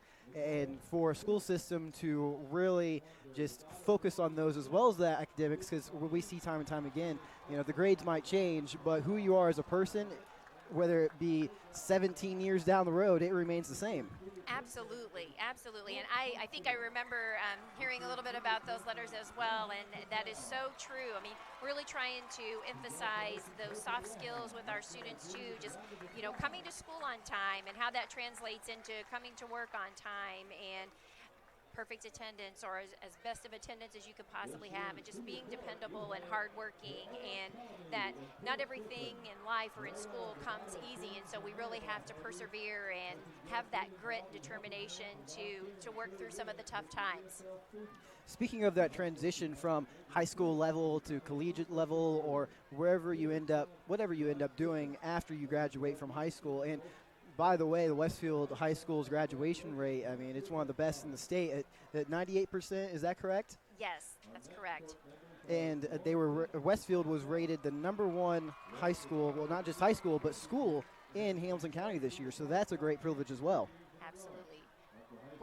We're just very pleased with the success of our Westfield High School students, and also we just know that really what the success of a school district, really it begins in pre-K or in those early years. And so when you have an amazing school district that can be in line from elementary to intermediate, middle, and then high school, I mean, you're going to be able to see even greater success at that high school level. Absolutely. I mentioned to you yesterday that I was the first class that went through the new renovation of the intermediate school, the new renovation of the middle school, the new renovation of the high school. And you brought up 2 young students yesterday to the chamber. Jack and Gavin, I believe, are their names. Yes. And they are just some real awesome dudes of being able to, from such a young age, maneuver a drone and be able to capture that progress throughout the next coming years, correct? Yes, we're so excited about what Jack and Gavin Dietz are going to be able to do for us with this construction project.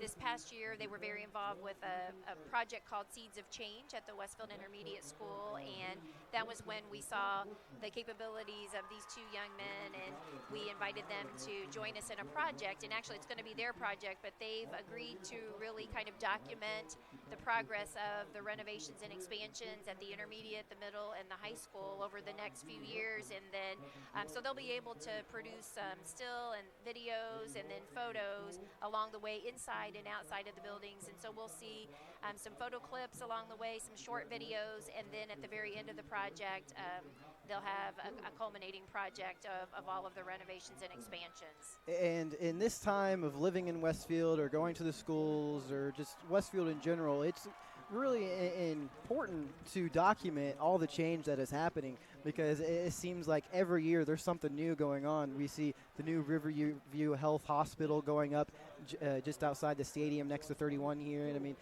just even that wasn't here a year ago, so it's always something new. So it's great that they're able to capture those moments for future generations. You touched on it just a little bit of how you guys look to expand upon the schools and the different layouts you look to improve upon, especially at the high school level, of being more of that community aspect of being able to treat it like a college experience, of having that free flowing, so to speak. Sure. So in the fall, we conducted some focus group meetings, and we were able to listen to the community and just hear about what are the things that we're really doing well and what might be some programs that our community would like to see us enhance or build upon. And so in this building project, we're going to have the opportunity to really take those things into consideration. So, for example, not only planning for the growth, but we're also going to be able to expand fine and performing arts, really looking at the STEM field, science, technology, engineering, and math.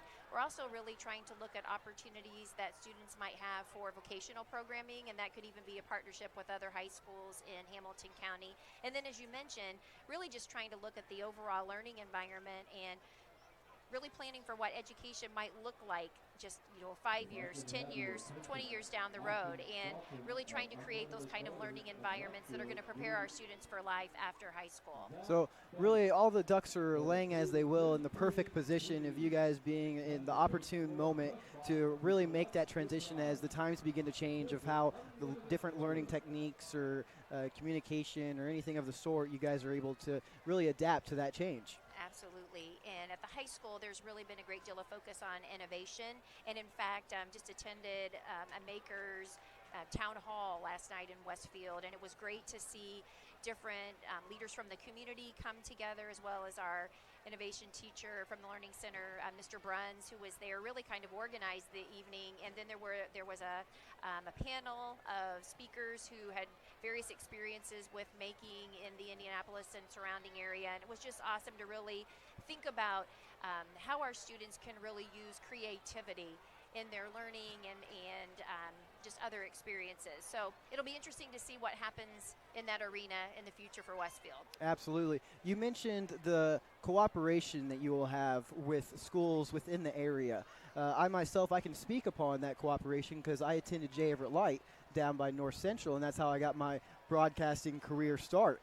So it's a very special experience to get that vocational experience, whether it be through broadcasting or nursing, being a firefighter, construction, because as we've mentioned, not everyone is meant for college, and you don't want to put that stress on them because you want to be able to help them realize that if you're not cut out for this, or if you can go to Ivy Tech, or there's still plenty of options out there for you. I think what we really want to be able to do is we want to recognize that each and every student has talents and interests, and what we hope to do is really take into consideration what our students' talents and interests are, as well as their passion, and then help them pursue that. And what is that career? And that may be a four-year university, it may be a two-year vocational program, it could be different certifications. So, it doesn't necessarily have to be, a four-year college experience. However, every student should have the opportunity to really pursue their passion.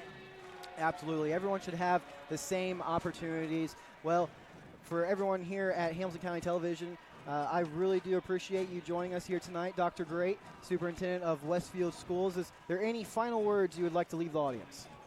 Yeah, well, I just hope that everyone who is either at our game this evening or actually watching from home is enjoying this football game and has really been a part of our special homecoming week. It's been an awesome week.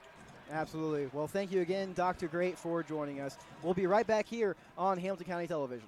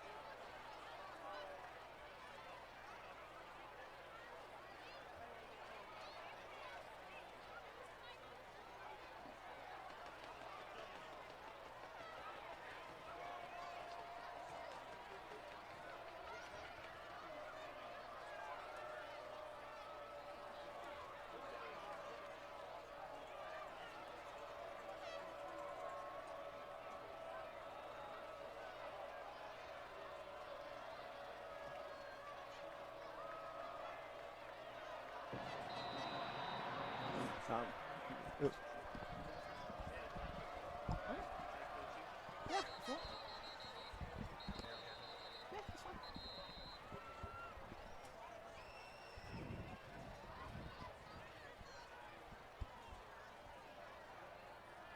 Looks like they're going to re-kick here. Oh, no. Yep, they're going to move it back 5 yards, and they're going to kick it again.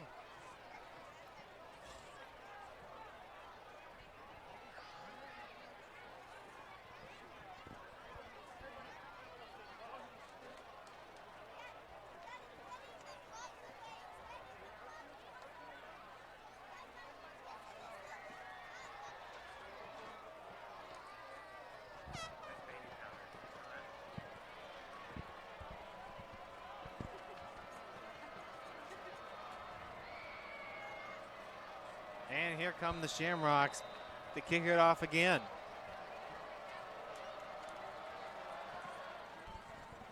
It's going to be a booming one.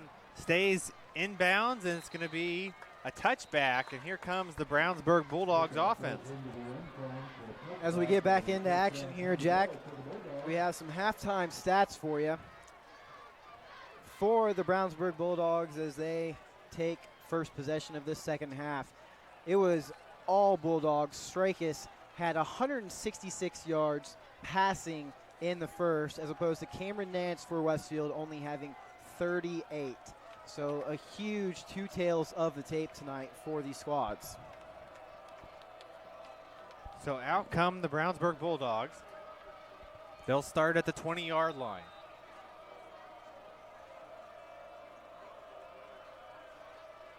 Strakis the quarterback. Shotgun formation. Two on the far side, two on the near side. Motion offense. Looks for it. Pitches it over. Ball down. And Westfield's going to get the football back. And just like that, that's how you start a second half. That was a very unusual play from the beginning, Jack. I honestly did not know where Strakis was going to pitch the ball. There was an awkward pass pitching it behind him, and that's what ended up leading to the turnover. The ball just never was able to be in the grasp of his intended receiver. So here comes the Westfield Shamrocks offense. See if they can take advantage of the turnover in the red zone. This is a huge break for the Rocks. Let's see if they can take advantage of it. Nance in pistol formation. Henson the running back. One on the far side, two on the near side. Brownsburg showing blitz. Hands it off to Henson. Henson still on his feet. Moves to about the 6-yard line. And that's going to bring up 2nd and 1. A great job by Henson, just continuing to truck down right in the center.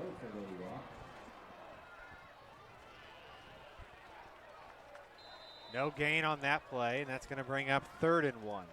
Big third down here. Got to take advantage. Got to put points on the board off of a turnover. Absolutely. When you're this close to the end zone, you have got to put something up, especially being down 27-0. So Nance on shotgun. Two on the near side, one on the far side.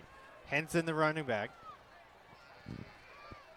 Looks right. Fires, throws as he throws the ball, but hit right away. And just like that, it's going to bring up 4th down. The Bulldogs defense playing fantastic man-to-man, not allowing the wide receivers to break for that short throw. Nance was under pressure. He was able to get the ball just off, but getting knocked down on the ground. So Nance in the pistol formation. Henson in the backfield. 4th down. 4th and 2. Ball on the 6-yard line. Two on the near side, one on the far side. Gets the call from the sideline. Gets it back into shotgun formation. Looks for an option here. Looks right. Quick throw. Incomplete, and that's a turnover on down.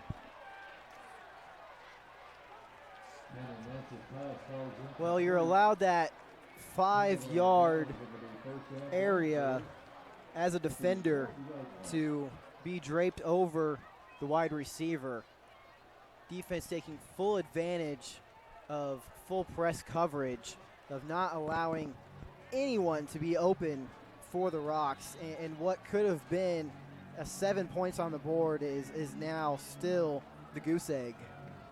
So back out comes the Brownsburg Bulldogs offense. Strakus, the quarterback. Motion on the offensive side. 2 on the near side, 1 on the far side. Strakus looks, hands the ball off. Still on his feet, and he's going to move to the 40, to the 50, to the 40, to the 30, to the 20, to the 10. Touchdown. Touchdown, the Brownsburg Bulldogs. First possession on the second drive of the second half for the Bulldogs, just able to find their way up the middle. Personally, I thought that he was going to get stopped at that 10-yard line. We'll watch the replay here. The end of it, he just has no one behind him. Number 27 was the closest within range for Westfield. But once he turned on the jets, he was gone. 94 yards on that drive.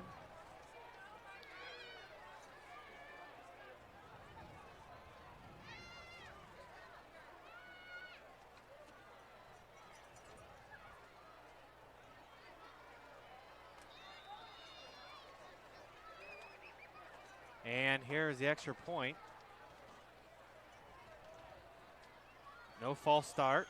It's up and it's good.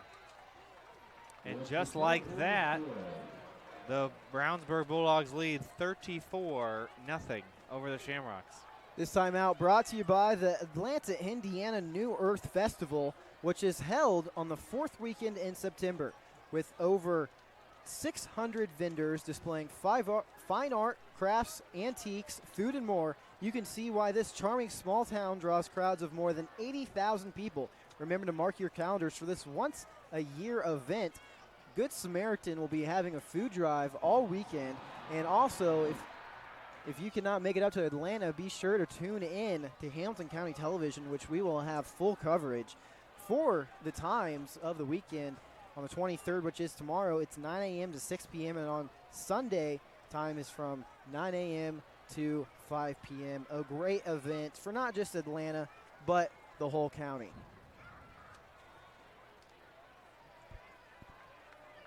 So Brownsburg will kick off after putting 7 more points up on the board. 10:47 left in the third. 34-0. Brownsburg Bulldogs lead.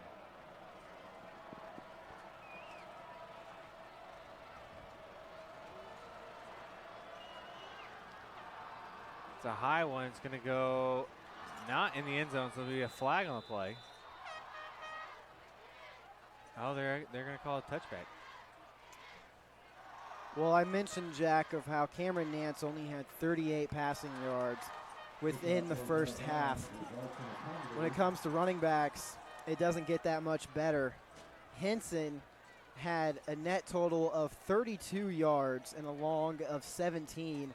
And then the closest next to him was Hauser with 8 yards. So the Rocks, they have a lot of work to do, especially now being down 34-0. They have not scored in almost seven quarters. Pistol formation. 3 on the near side. Henson in the backfield. Looks, hands the ball off to Henson. He's met right away, still on his feet. It's again a 2 on the play, and that'll bring up 2nd and 8.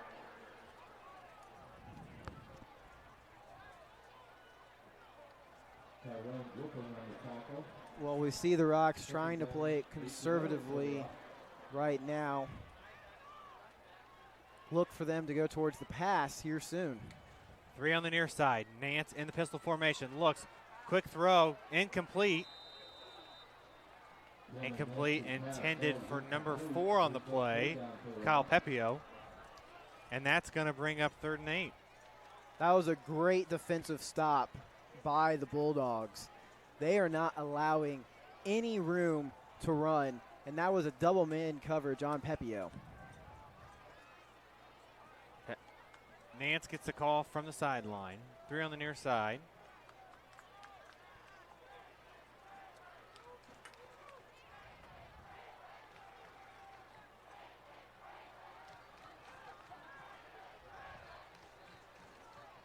Five left on the play clock. And they get it off just in time. Pitches it to Henson. Henson around the outside to the 40. To about the 42-yard line.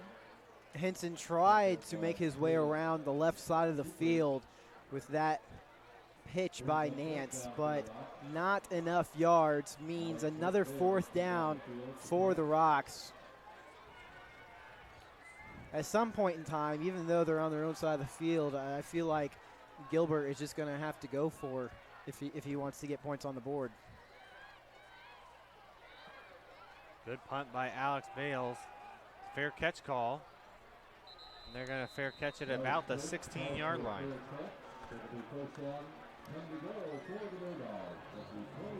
This timeout brought to you by Logan Street Signs and Banners, celebrating 25 years. Logan Street Signs and Banners specialize in last-minute signage and banners. Serving Noblesville and Hamilton County since 1992. You can contact them at 317-773-7200 and visit their new website at www.loganstreetsigns.com. Also, follow them on Instagram, Facebook, and Twitter.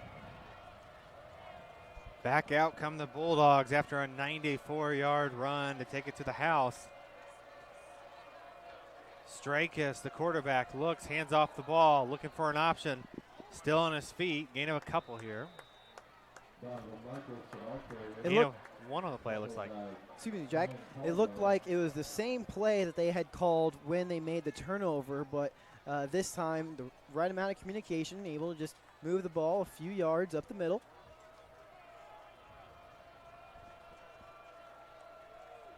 Strakis now in the shotgun formation. 2 on the far side, 1 on the near side.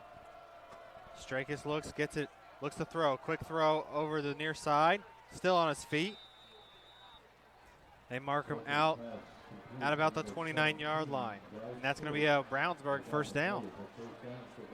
Once again, that was Kurtz on the reception.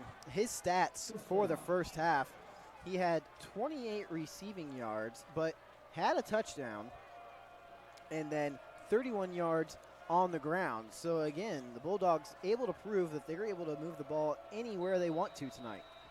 A flag on the play.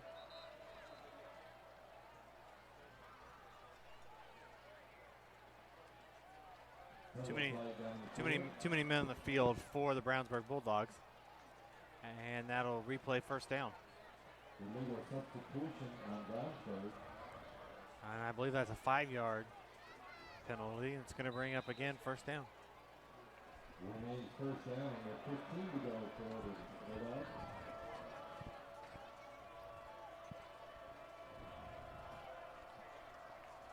Under 9 minutes left to play in the 3rd. 1st and 15, ball on the 24-yard line. Strakis in the pistol formation, 2 on the far side. Hands it off, looks for an option, still on his feet. Brought down immediately. Looks like he'll be brought down by number 22, Kobe Hauser, on the play. That was junior number 5, Sumter Bay, with the carry for the Bulldogs. Able to get some action in the second half.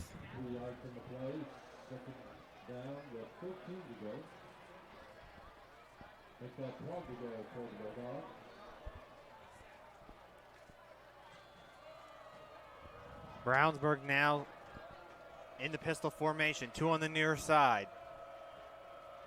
2nd and 12, looks to throw, scrambles, fires.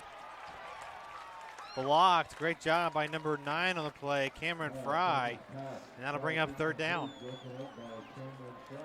Fry able to make up a big stop for the Shamrocks.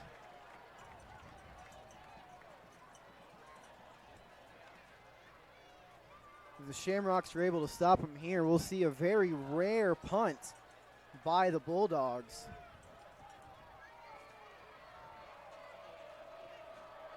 Under 8 minutes left to play in the 3rd. 3rd and 12, ball on the 27-yard line. 3 on the near side, 1 on the far side. Shotgun formation. Shamrocks were showing blitz, but looks like that's going to be a false start. I'll push them back 5 yards. Another call in favor of the Rocks to move the ball back for the Bulldogs. And it seems right now, Jack, the Bulldogs, they're their own worst enemy. They are, but keep in mind, this may be the first time they've had to punt. previous possession, obviously 94-yard run, so you can't beat that. Very true.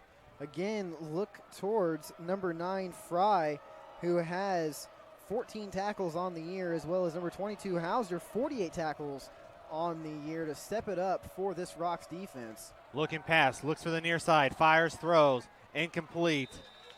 Intended for number 17 on the play, Kurtz, and that's going to bring up 4th down. Fans having something to cheer about on the Westfield side tonight now. Again, it's the first punt for the Bulldogs. Special teams for Westfield, they have really been the heart of the team, as we see number 22, Senior Hauser, he's the man that does it all for the Rocks. See if he's able to get any return. But the punt is blocked, and touchdown for the Shamrocks. There we go. Shamrocks put some points up on the board. That was number 34, Junior Edwards, with the punt block. Really stepping up for this Westfield squad. Really giving the fans something to cheer about now.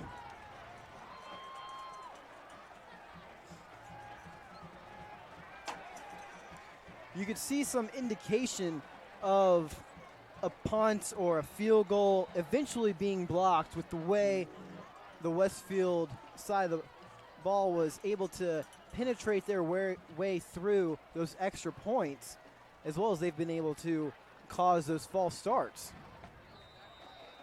It's up and good. So with 7 minutes and 30 seconds left to play in the third, Shamrocks put 7 on the board, and they are down 7-34. This timeout brought to you by Noblesville Trophies. Noblesville Trophies offers a large range of products, including sports trophies, corporate awards, and in-house embroidery. Noblesville Trophies provides you with same-day service for those last-minute decisions. Contact them at 317-773-7391 or check them out online at www.noblesvilletrophies.com. Follow them on Facebook and Twitter. As we hear the crowd go crazy for the third quarter traditional Sweet Caroline, we have some score updates. Noblesville Millers and the Hamilton Heights Huskies, another game on Hamilton County Television. Millers leading the Huskies 38-0. And now we finally have a score update for the Zionsville Eagles and Hamilton Southeastern Royals. Eagles over the Royals 21-0. Royals, after getting their second win of the season against the Rocks last week, they are back to being down against the Eagles. And then a very close game between Avon and Fishers. Avon over the Tigers 22-20. Woo. That Sheridan game. Goodness. Yeah, Sheridan leading Taylor 57-7. Being up by 50 points is never a good sign, Jack. Well, Bud Wright and the Sheridan Blackhawks, they do a great job up there. Obviously, when you win that many state championships, you're doing something right, and 400 wins later. Absolutely. Bud Wright seems like a guy that's been around Hamilton County forever. Oh, absolutely.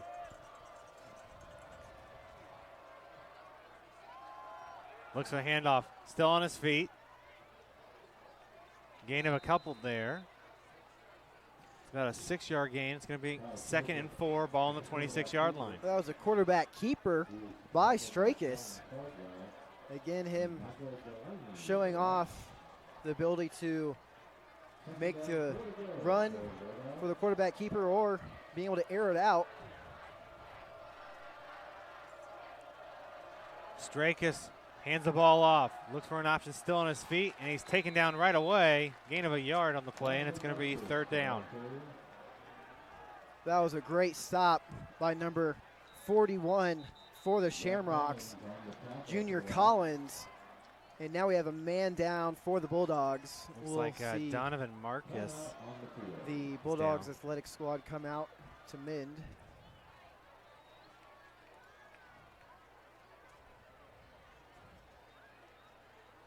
Looks like it might be a cramp.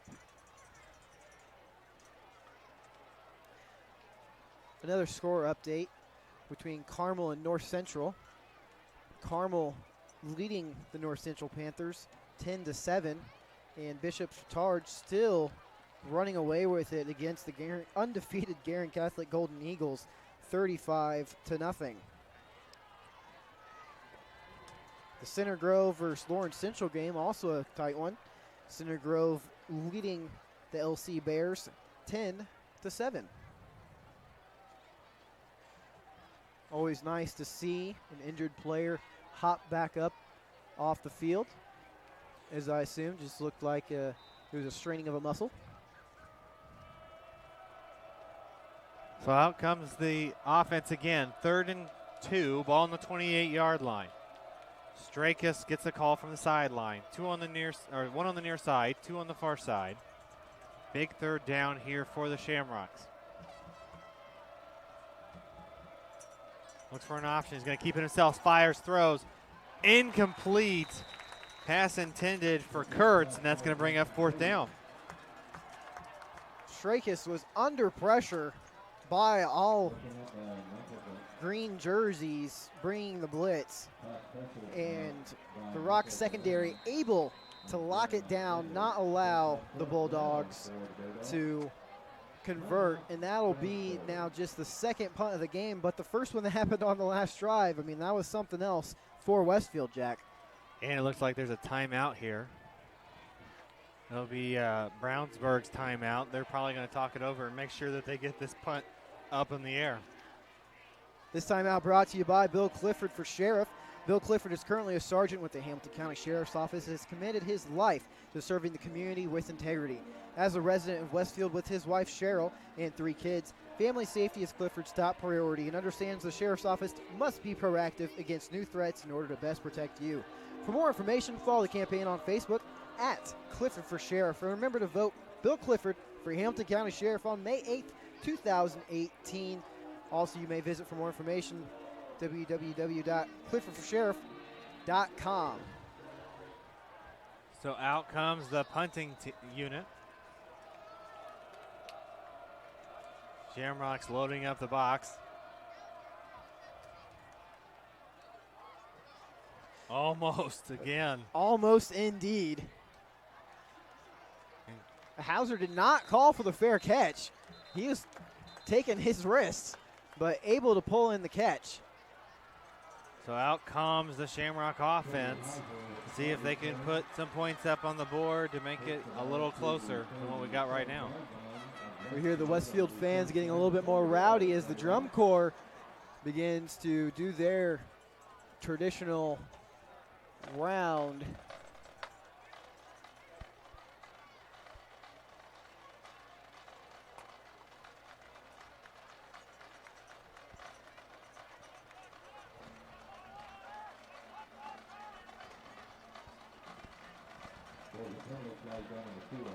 First and 10, ball on the 47-yard line. Good field position for the Shamrocks.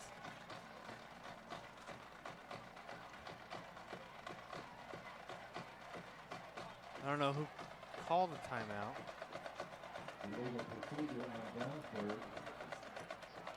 A legal procedure on Brownsburg, so that'll bring out the punting unit again for Brownsburg. Well, this might be another break for Westfield. We'll see if they're able to make their way through the special teams line and get that second block kick. If not, we saw it last time, Hauser, he is not afraid to not call a fair catch and try to make something out of nothing. Good opportunity here for the Shamrocks to get some pretty good field position. Everyone on the line but 2. Box is loaded. Punt is up. Great punt. Plenty of air. Hauser tried to take it. This time, Hauser's riskiness got the best of him. Instead of calling the fair catch, made a loss of about 5 yards. And completely different field position. Ball was on the 47-yard line. Now they'll start ball on the 34-yard line.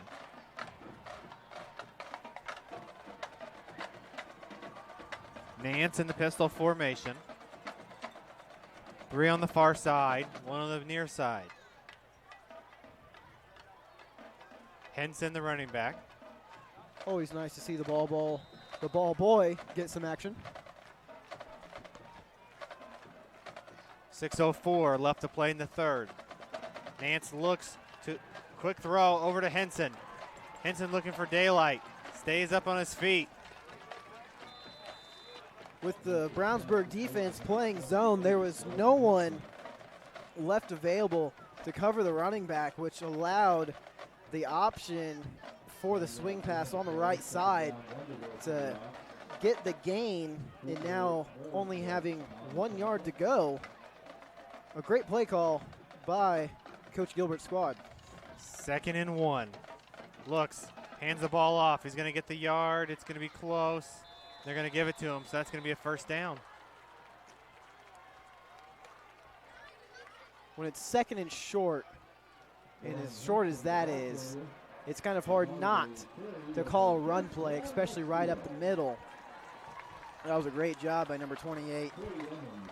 So staying in the no huddle. Nance in the pistol formation. 1 on the far side, 3 on the near side. Nance looks, going to throw, quick throw, complete. And that's going to be a first down for the Shamrocks. Great job by number 32, Pettijohn, for the first down. Well, great job by Pettijohn being able to break in the pass by Nance. That was a very strong armed pass. Wanted to make sure they got that first down to move the chains once more. Still hands the ball off to Henson. Henson looking for an opportunity, and he gets back to the line of scrimmage.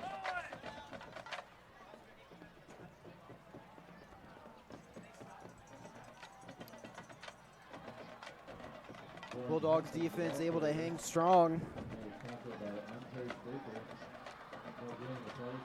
Still staying in the no huddle. 3 on the near side, 1 on the far side. Nance in the pistol formation. Looks for the call on the sideline. 2nd and 10, ball on the 43-yard line. Approaching 4 minutes left to play in the third. I have got to make the comment, Jack, on the sidelines for the Westfield Drum Corps. A guy is literally hanging off the shoulders of one of the others in drumming upside down. Quick throw intended for Wheeler.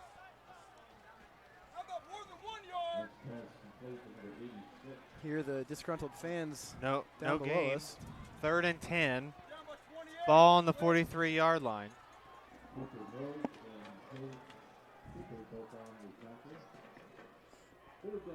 3 minutes, 35 seconds left in the third. 2 on the near side, 2 on the far side. 3rd and long. Nance looks on the near side. And they're going to call the pass interference. And that'll push them for a first down. If anything, that was a fantastic job by number 32, Pettijohn, of being able to play off the defender and make it so it looked like pass interference. And every time a defender grabs the jersey when you're past that 5-yard zone, it's going to get called. And when you're a young player, you just sometimes don't realize how far past the line of scrimmage you are and make those kind of mistakes. Well, a lot of times, especially on those pass interference calls, if you get beat by a wide receiver, your instinct is to grab them and slow them down a little bit. So. Oh, absolutely. 5 yards, 10 yards, that's better to give than a touchdown. Nance in the shotgun formation, 4 wide. Looks to throw. Interception. Still on his feet. Still moving. What a great play. There's a flag on the play.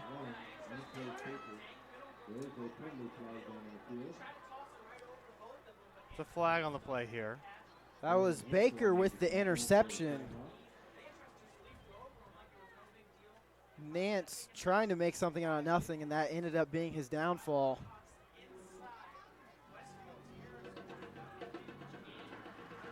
A huge mistake by the Rocks offense. It's a penalty on Brownsburg, it looks like. It looks like another sideline infraction. Yes, another sideline infraction. But that'll push them back. Getting too excited on that side of the field. It's a 15-yard penalty, looks like. You really have to compliment the senior Baker for Brownsburg, though. Not only was he able to make the interception, but you don't see far too often a defensive lineman able to jump over another player. And that was a great job being able to hurdle Nance and get that much more yardage. Strakis, quick throw. Still on his feet to the 30-yard line.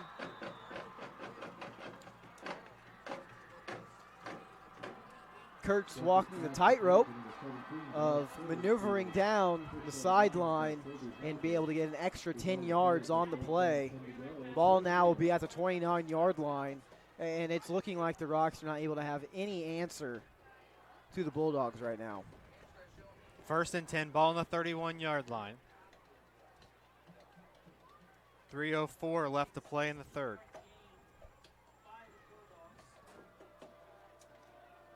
Strakis in the pistol formation. One on the near side, two on the far side. Strakis looks, hands the ball off. Looking for some open space. Couldn't find it. Running back Sumter Bay, the carrier. Another carry for Sumter Bay, trying to get their leading rusher some time off. Because, tell you what, Marcus, he has had a heck of a night.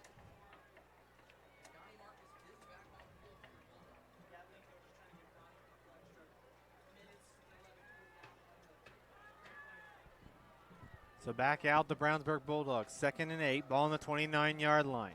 Two on the near side, one on the far side. Strakis looks. He looks to the far side. Fires, throws. He's open. He's got him. Touchdown, Brownsburg.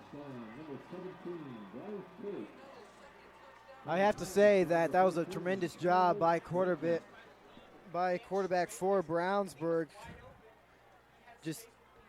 I always say that you don't want to stare down your intended wide receiver, and what he was able to do was make a quick jolt right, which made the defender just hesitate just that inch of a second, and that gave the leeway for another Brownsburg touchdown. It's up and good, and with 2 minutes and 16 seconds left to play in the third, Brownsburg leads 41-7. This timeout brought to you by the Westfield Chamber. Westfield Chamber of Commerce, 36 years being a part of the Westfield business community. Next Friday is the Lantern Awards, which is the community event of the year hosted by the Westfield Chamber of Commerce. An opportunity to highlight Citizen of the Year, Volunteer of the Year, New Business of the Year, and of course the new award, the Emerging Leaders Award. So again, next Friday, the 29th, it's going to be out at the Palomino Ballroom for their Lantern Awards.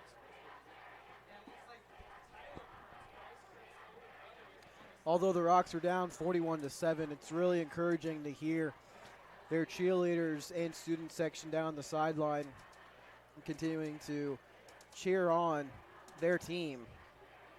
That's one thing that this Westfield school does not lack, and that is spirit.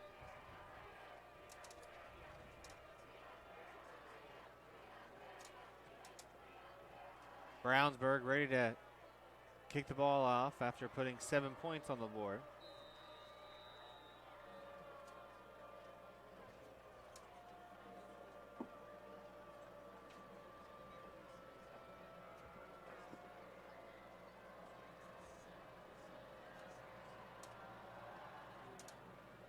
It's a high one. It's going to be put in the back of the end zone. And out come the Westfield Shamrocks offense.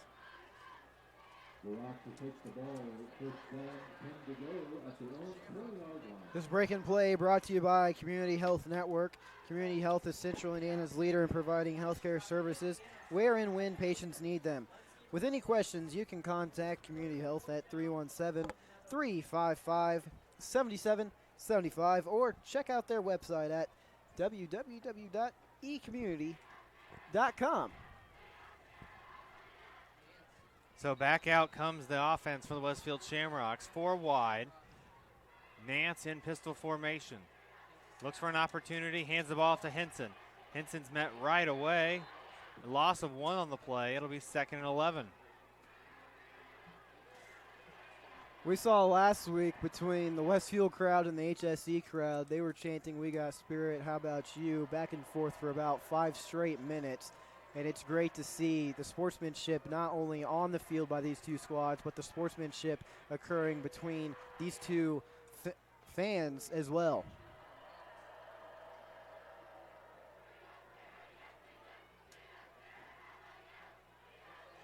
Nance in pistol formation. 3 on the near side, 1 on the far side. Nance looks center. He's going to try to take it himself. And a sack on the play. Gain of another, or loss of another yard, and that's going to bring up 3rd and long. This has been a very quick possession by the Rocks if they are not able to convert here on 3rd down.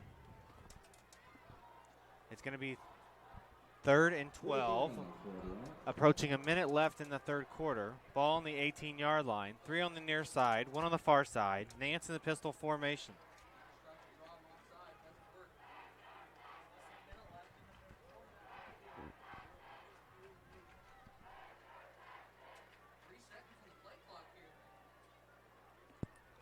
Nance looks, tosses it over to the far side, and he may get back to the line of scrimmage, and it's going to bring up 4th down. No surprise here, we'll see the punting unit come out for Westfield. Well, if you can say anything, one positive for Westfield tonight, Jack, it's that number 2, Junior Bales, kicker and punter for the Rocks, has one heck of a foot. Absolutely. And he is able to give all he can to the Westfield defense. That'll take a Westfield roll. Well, as I say, Jack, Rocks roll. Looks like it'll be marked at the 28-yard line. Be the 28-yard line with 28 seconds left to play in the 3rd.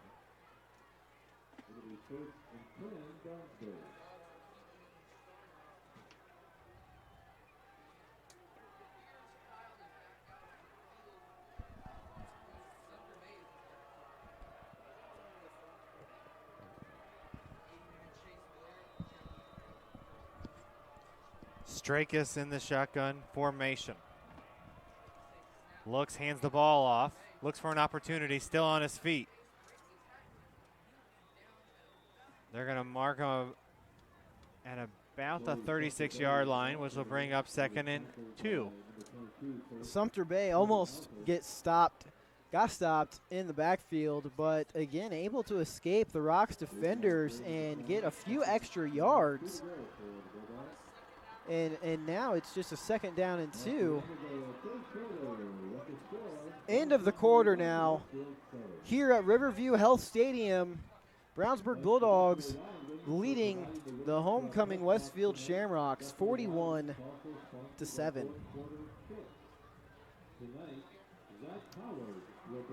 This timeout brought to you by Smith's Jewelers. Smith's Jewelers has been serving Hamilton County, including Noblesville, Fishers, Westfield, and Carmel for over 65 years. Many jewelry stores have come and gone, yet Smith's remains. If one were to ask how and why, the answer would be their outstanding jewelry selection and customer service. The knowledgeable staff at Smith's Jewelers is eager to give our customers a memorable and positive experience. You can contact them at 317-773-3383 or visit them online at www.smithsonthesquare.com. So starting off in the 4th quarter here. Looks like we've got a new quarterback in.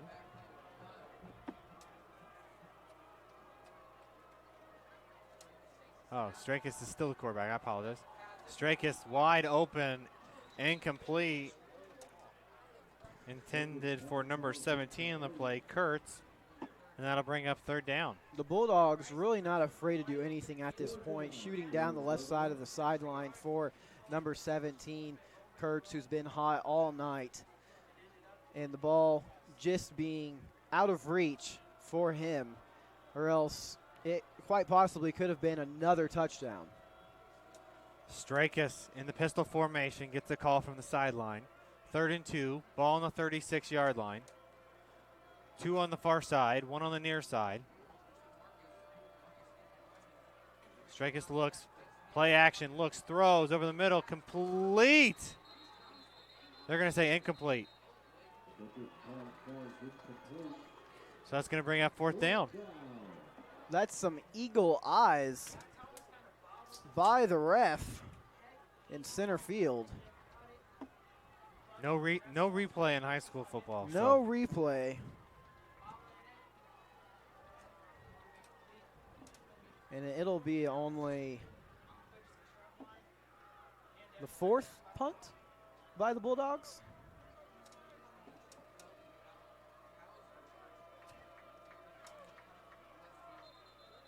Now it could be a false start. Yep, false start penalty on the Brownsburg Bulldogs. But as we know, they have a tendency to do better after a false start. They do indeed. That's the thing is really the only 2 penalties that they have been called on tonight has been false starts and too much ruckus on their sideline. And as we've seen before, having more space to kick the ball has been in the favor for the Bulldogs. It's not too often that you see those type of mental mistakes benefit a team. Good punt. Hauser to return. Looks for an option. Still on his feet. To the 40. To the 50-yard line. Starting a good field position here for the Shamrocks. And that's why Hauser is one of the fearless leaders of this team, if not the fearless leader of this Shamrock squad. He can do it all, whether it be on defense, offense. He is a team player, especially on special teams, where he is not afraid to just really rake in that ball and try to get as much yardage as he can. Saw a great B-button spin move by him on that play. So out comes the Westfield Shamrocks in their new quarterback, number 13, Camden Simons. Simons in the pistol formation, 4 wide. Quick throw, complete over to the far side. Great pass by Simmons, and that's going to bring up a 2nd down. Brownsburg Bulldogs looking like they're going to play more zone defense than they have throughout the whole game. Just because they know that the Rocks, they have to air it out to get any points on the board. Simmons in the pistol formation, 3 on the near side. Looks to the near side, fires, throws. Complete, hit right away. And it's going to be close for a 1st down. And they're going to call it a 1st down. So they're going to call it a 1st down. Simmons, the no-huddle offense. So again, 3 on the near side, 1 on the far side. Pistol formation. Looks for an option, hands it off to Lickfield. Lickfield still on his feet. Got the 1st down and a couple more yards, and they're going to continue with a no-huddle. We have a man down, though, for the Brownsburg Bulldogs. This time it looks a little more serious. That's number 79.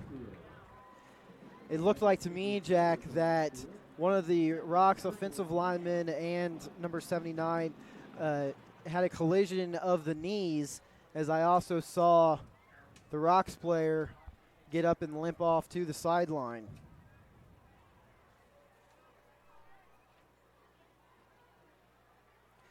That's Junior Edmonds down on the field for the Bulldogs.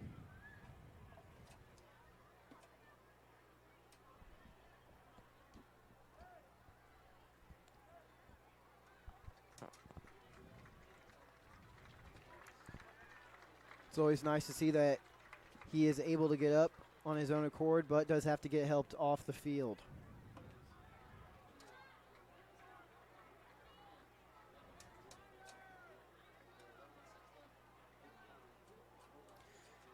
We have a score update for Avon versus Fishers.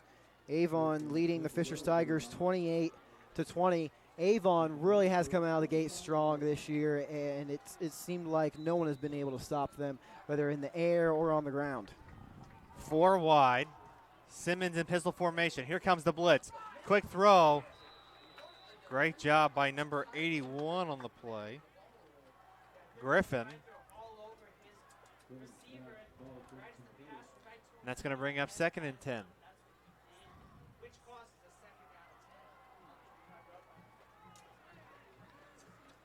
Wheeler did what he could to try to rake in the pass, but it was a tremendous job indeed by the Bulldogs defense, being able to get on the inside of the receiver.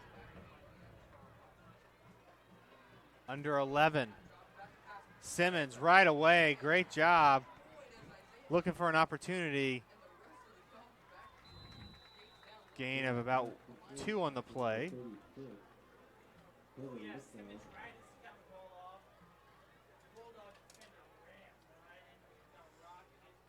As Simmons under pressure, he was lucky enough to get that ball off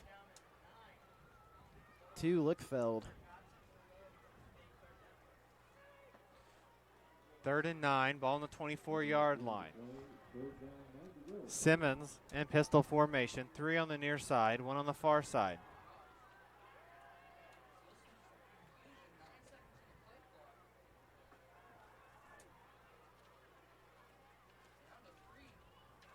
Simmons gets the ball off, looks for an option, takes it himself, still moving.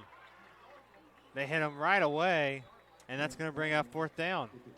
Able to get a few yards on the play, but not enough for the first down. That was still a great pocket presence by Simmons of being able to realize the pocket is collapsing and he needed to step up.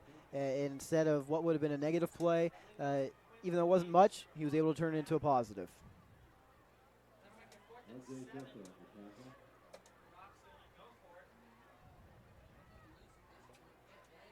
Simmons in the pistol formation. 4th down, 4th and 7, ball on the 22-yard line.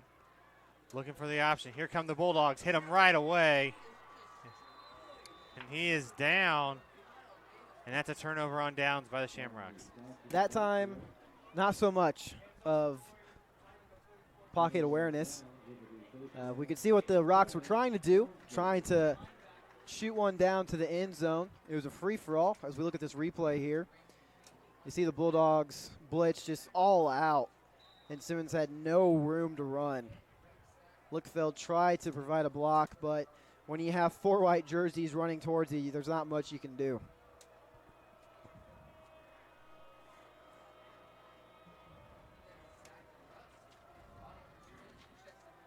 Hands the ball off here, still on his feet. Met right away by the Shamrocks, and that'll put us under 9 minutes to get the next play off. 2nd and 6, ball on the 33-yard line.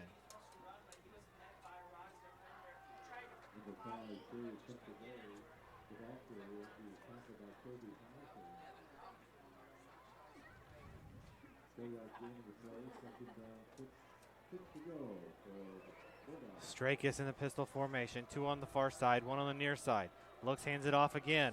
Still on his feet. It's going to be close. They're going to give him the first down, though.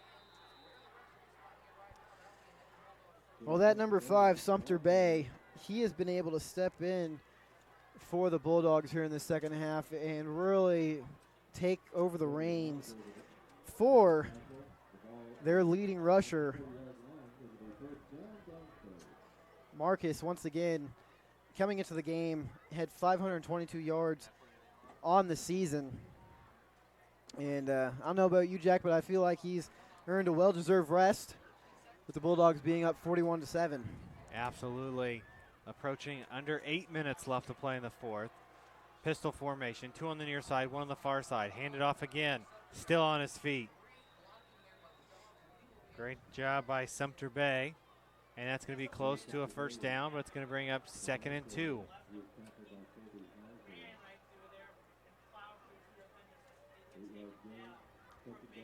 Honestly, I really have to say, Jack, I think the unsung heroes of the night for the Brownsburg Bulldogs is the offensive line.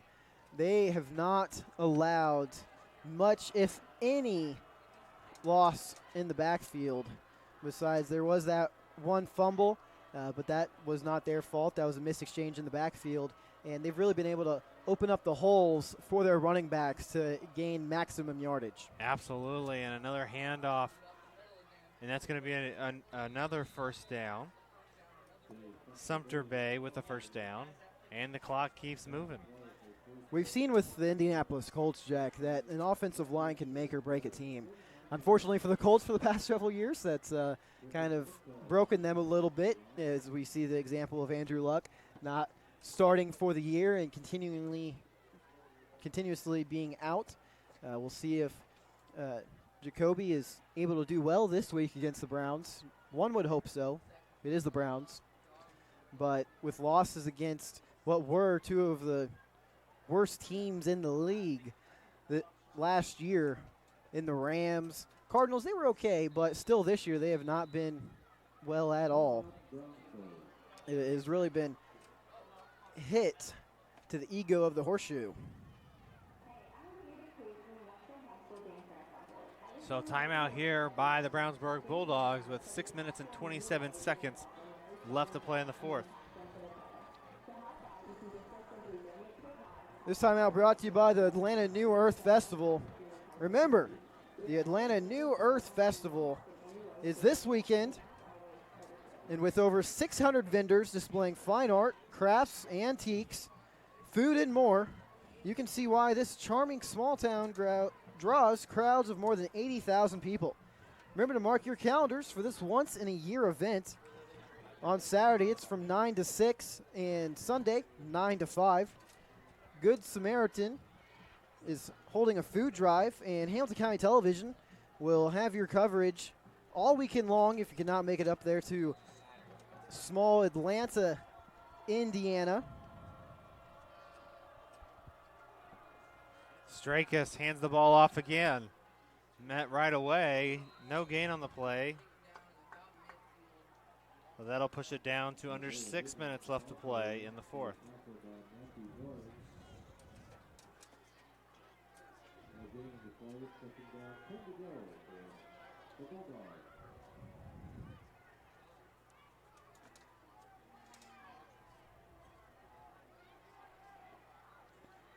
Do you have an update from the Noblesville Fishers game, Jack? I'm looking at a couple different games here. Oh, okay. Noblesville's winning 45-0. Oh, that's a fantastic game if you're a Miller fan they've been struggling throughout the year. They had a tough loss here in overtime a few weeks ago to the Westfield Shamrocks. Westfield able to pull it out at the end.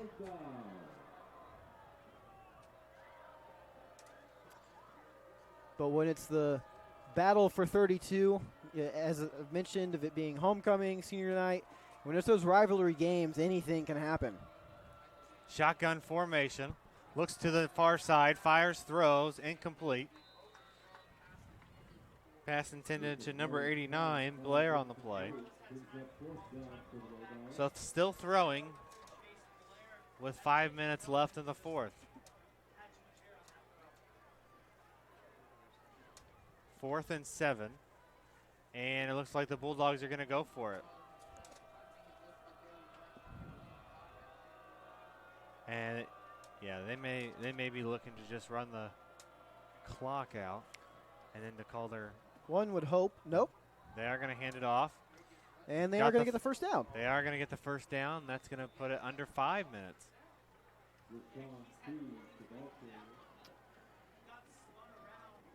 It is worth noting that coming into this game, quarterback out in the field now for Brownsburg Bulldogs, sophomore Harless. He only had 3 attempts on the year with two completions, and one of those completions was an interception. So one could only assume that head coach John Hart is wanting his younger guys to get some experience, because really you can't replicate what goes on in the field during practice. Still on his feet there. Gain of 6 on the play. It's going to bring up 2nd and 4. Ball on the 29-yard line. Another quick score update for the Avon Fishers game. They are now tied 28-28. Avon Fishers arguably the best two teams in the Hoosier Crossroads Conference this year. Pistol formation, 2 on the far side, 1 on the near side. Hands the ball off again. Still on his feet, looking for the first down, and they're going to give it to him. So that drops it to 3 minutes, 43 seconds left. We do have a few finals to call. Ben Davis versus Lawrence Central. The Giants beat the LC Bears 41-8.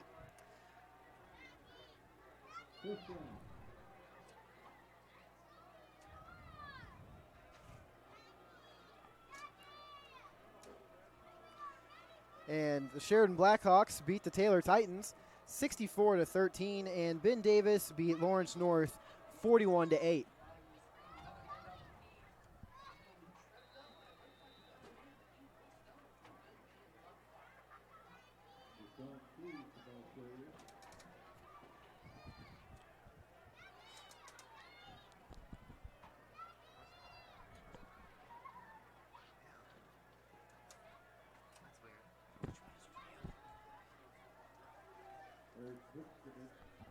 So 2 minutes, 40 seconds left to play in the fourth.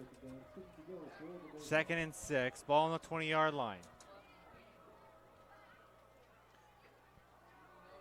Looking for the outside corner, still on his feet. Met right away. But that'll put it down to under 2 minutes left to play. Another final to call. The Carmel Greyhounds able to just squeak by the North Central Panthers 10-9. North Central tried to rally, but the Greyhounds able to hold strong.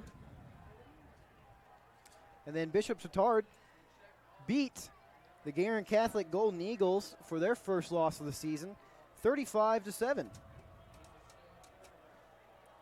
Pistol formation. Looks, hands the ball off again. Plenty of room to run. It's going to get the first down, and that should be pretty close to ending this.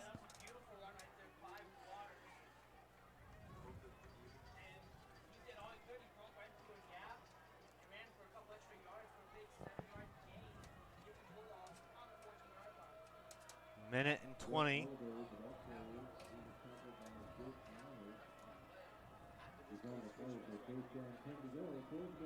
Looks like they're lining up in victory formation.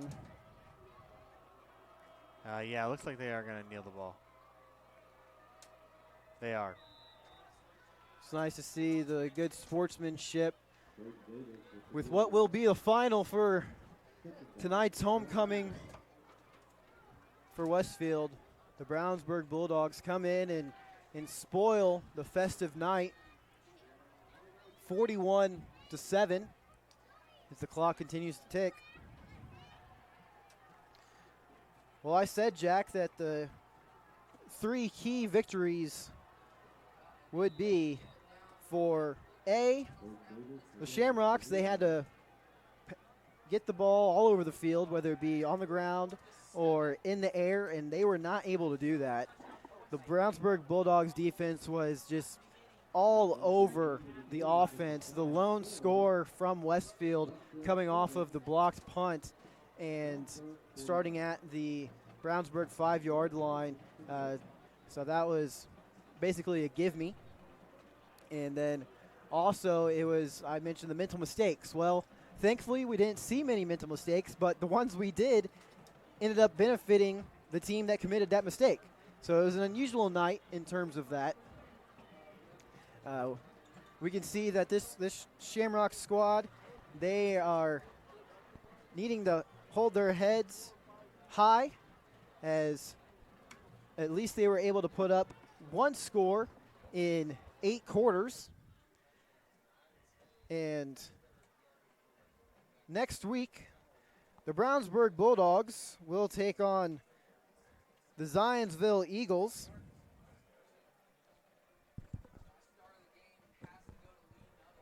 And Westfield will have a huge challenge of taking on the Avon Orioles.